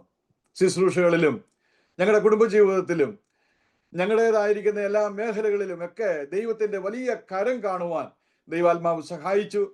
ഇന്ന് എല്ലാ ആഴ്ചയിലും ഏകദേശം 2 ദിവസം ഞങ്ങൾ ഈ ഡൽഹിയുടെ പ്രാന്തപ്രദേശങ്ങളിൽ ഏകദേശം 100 പാക്കറ്റ് പൊതിച്ചോറുണ്ടാക്കി ഈ പ്രദേശങ്ങളിലൊക്കെ കൊണ്ടുപോയി എല്ലാ ആഴ്ചകളിലും 2 പ്രാവശ്യം കൊടുക്കുവാനുണ്ട്. കഴിഞ്ഞ ദിവസവും അത് കൊണ്ടുപോയി കൊടുക്കുവാൻ ഇടയായി തീർന്നു. അങ്ങനെ ഈ പട്ടണത്തിൽ ദൈവം ഞങ്ങളെ വളരെ അത്ഭുതകരമായി നടത്തുന്നു. ദൈവത്തിന്റെ കൃപകളെ ഓർത്ത് ഞാൻ ദൈവത്തിന് സ്തോത്രം ചെയ്യുകയാണ്. ഞാൻ ഇന്ന് പകലിൽ ഇവിടെ ഇരുന്ന് ഈ സാക്ഷ്യം പറയുമ്പോൾ തന്നെ ഞാൻ ചിന്തിക്കുന്ന ഒരു കാര്യമുണ്ട്. ഞാൻ ഏത് അവസ്ഥയിൽ കൂടി കടന്നുപോയ ഒരു വ്യക്തിയാണ്. എന്നാൽ ദൈവം എന്നെ ഓരോ വഴികളിൽ കൂടി നടത്തി ഇന്ന് ഈ ഒരു അവസ്ഥയിൽ എന്നെ കൊണ്ടുവന്ന വിധങ്ങളെ ഓർത്ത് ഞാൻ ദൈവത്തിന് നന്ദിയോടെ സ്തോത്രം ചെയ്യുകയാണ്. ദൈവത്തിന് സ്തോത്രം. ദൈവത്തിന്റെ വചനത്തിൽ നമ്മൾ വായിക്കുന്നു, ഒരുവന്റെ ജീവിതത്തിൽ ദൈവത്തിന് പ്രസാദം തോന്നിയാൽ അവന്റെ ഗമനത്തെ സ്ഥിരമാക്കുന്ന ഒരു ദൈവത്തെയാണ് ഞാനും നിങ്ങളും സേവിക്കുന്നത്.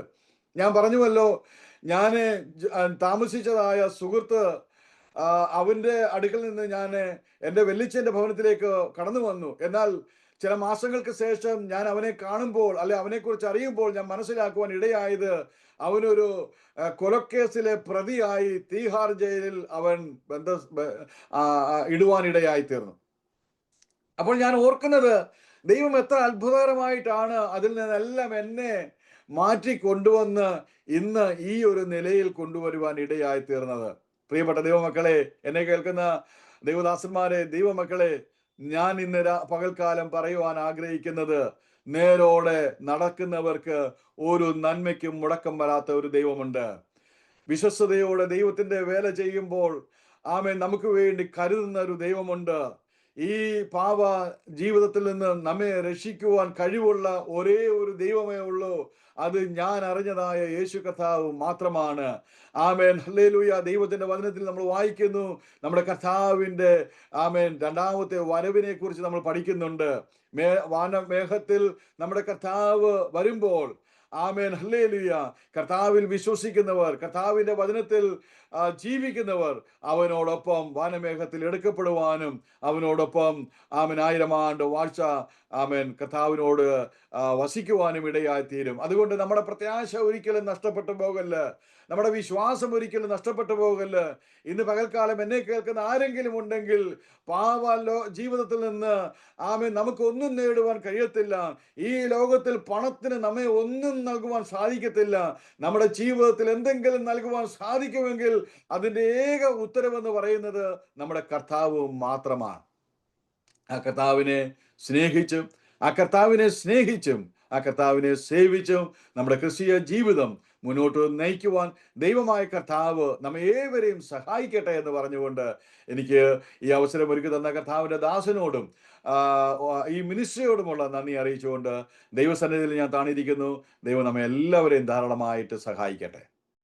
എന്നെ കേട്ടുകൊണ്ടിരുന്നതായ പ്രിയപ്പെട്ടവർക്ക് വേണ്ടി ഒരു വാക്കിൽ ഞാൻ പ്രാർത്ഥിക്കുവാൻ ആഗ്രഹിക്കുകയാണ്. മഹാപരിശുദ്ധനായ ദൈവമേ, സ്വർഗീയ നല്ല കർത്താവേ, അനുഗ്രഹവും മനോഹരവുമായ നല്ല ഈ സമയത്തിനായി ഞങ്ങൾ ദൈവത്തിന് നന്ദിയോടെ സ്തോത്രം ചെയ്യുന്നു. ദൈവമായ കർത്താവേ, എൻ്റെ ജനനം മുതൽ ഈ നിമിഷം വരെയും ദൈവം കൊണ്ടുവന്ന അവിടുത്തെ കൃപകളെ ഓർത്ത് അടിയൻ നന്ദിയോടെ സ്തോത്രം ചെയ്യുന്നു. പാപത്തിൻ്റെയും അന്ധകാലത്തിൻ്റെയും ചേറ്റുകുഴിയുടെയും അവസ്ഥയിൽ നിന്നൊക്കെ എന്നെ വീണ്ടെടുത്ത് ഇന്ന് ഈ അനുഗ്രഹമായിരിക്കുന്ന അവസ്ഥയിൽ ദൈവം എന്നെ കൊണ്ടുവന്ന ദൈവത്തിൻ്റെ വിശ്വസ്തതയ്ക്ക്, സ്നേഹത്തിന് ഞങ്ങൾ നന്ദിയോടെ സ്തോത്രം ചെയ്യുക. ദൈവമായ കർത്താവെ, അവിടുത്തെ കരങ്ങളിലേക്ക് അടിയങ്ങളെ സമ്പൂർണമായിട്ട് ഏൽപ്പിക്കുന്നു. ദൈവം ആക്കി വെക്കുന്നിടത്തൊക്കെയും വിശ്വസ്തയോടെ ദൈവത്തിൻ്റെ വചനത്തിന് വേണ്ടി നിലനിൽപ്പാൻ ദൈവം സഹായിക്കണമേ. കർത്താവെ, അടിയനെ കേൾക്കുന്ന പ്രിയ ജനങ്ങൾക്ക് വേണ്ടി അടിയൻ പ്രാർത്ഥിക്കുന്നു. ഒരു പക്ഷെങ്കിൽ അവര് ഏത് സാഹചര്യത്തിലാണ് എന്ന് അടിയൻ അറിയുന്നില്ല.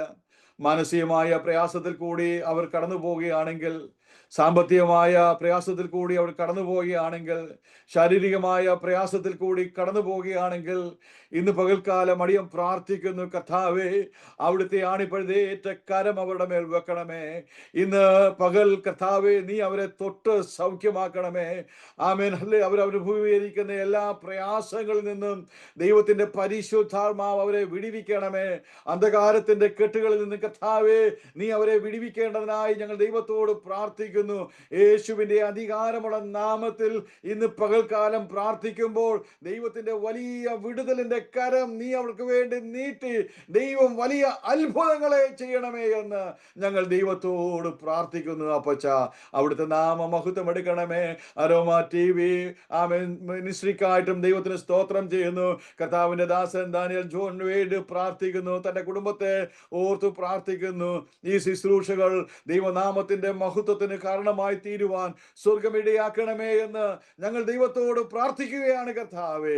സ്വർഗത്തിലെ ദൈവത്തിന്റെ അത്ഭുതമേറിയ കരം നിന്റെ കുഞ്ഞുങ്ങൾക്ക് വേണ്ടിയും നീട്ടി ദൈവം വലിയ അത്ഭുതങ്ങളെ ചെയ്യണമേ എന്ന് ഞങ്ങൾ ദൈവത്തോട് പ്രാർത്ഥിക്കുന്നു. അവിടുത്തെ ബലമുള്ള കരങ്ങളിലേക്ക് സമ്പൂർണ്ണമായിട്ട് ഞങ്ങൾ സമർപ്പിക്കുകയാണ്.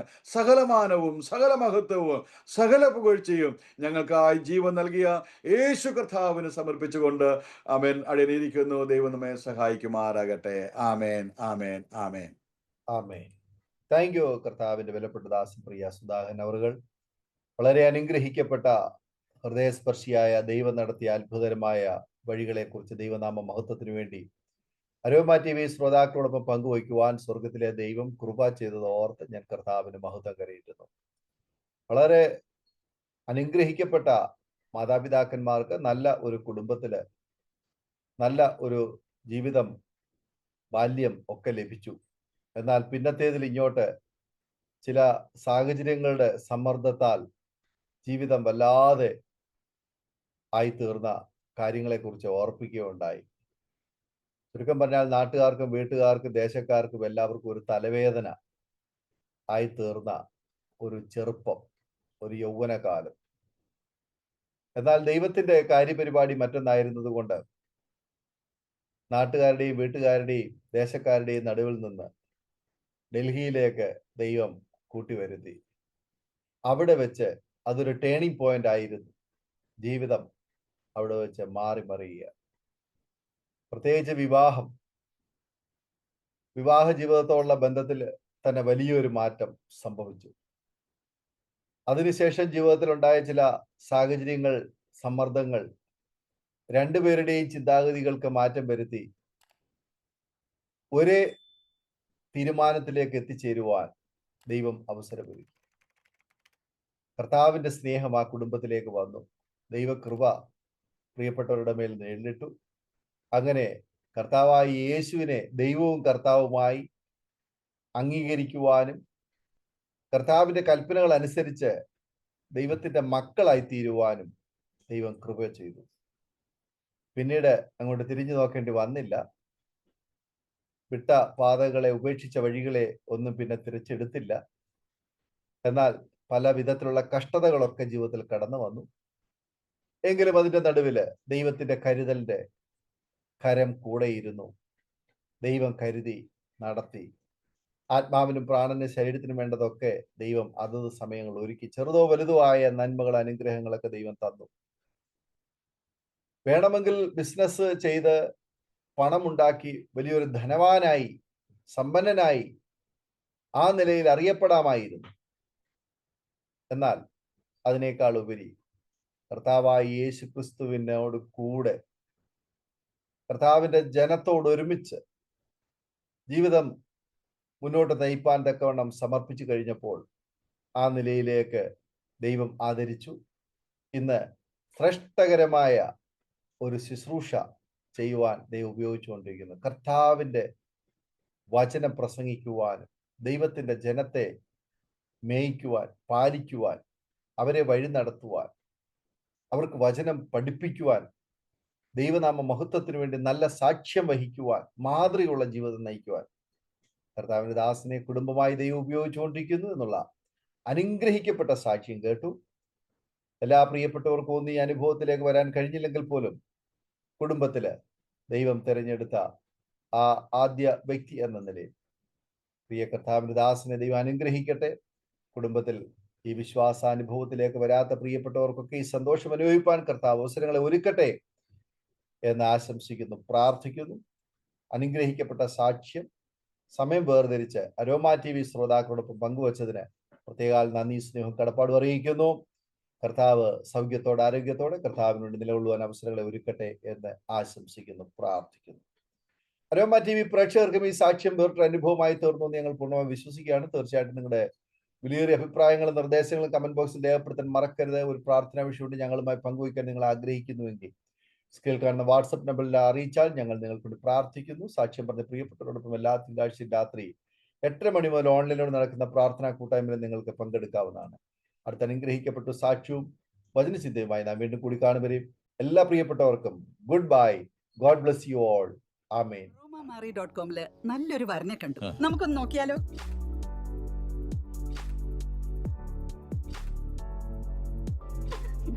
എന്തായാലും നമ്മൾ അറോമ മാറി തിരഞ്ഞെടുത്തത് ശരിയായ തീരുമാനമായിരുന്നു.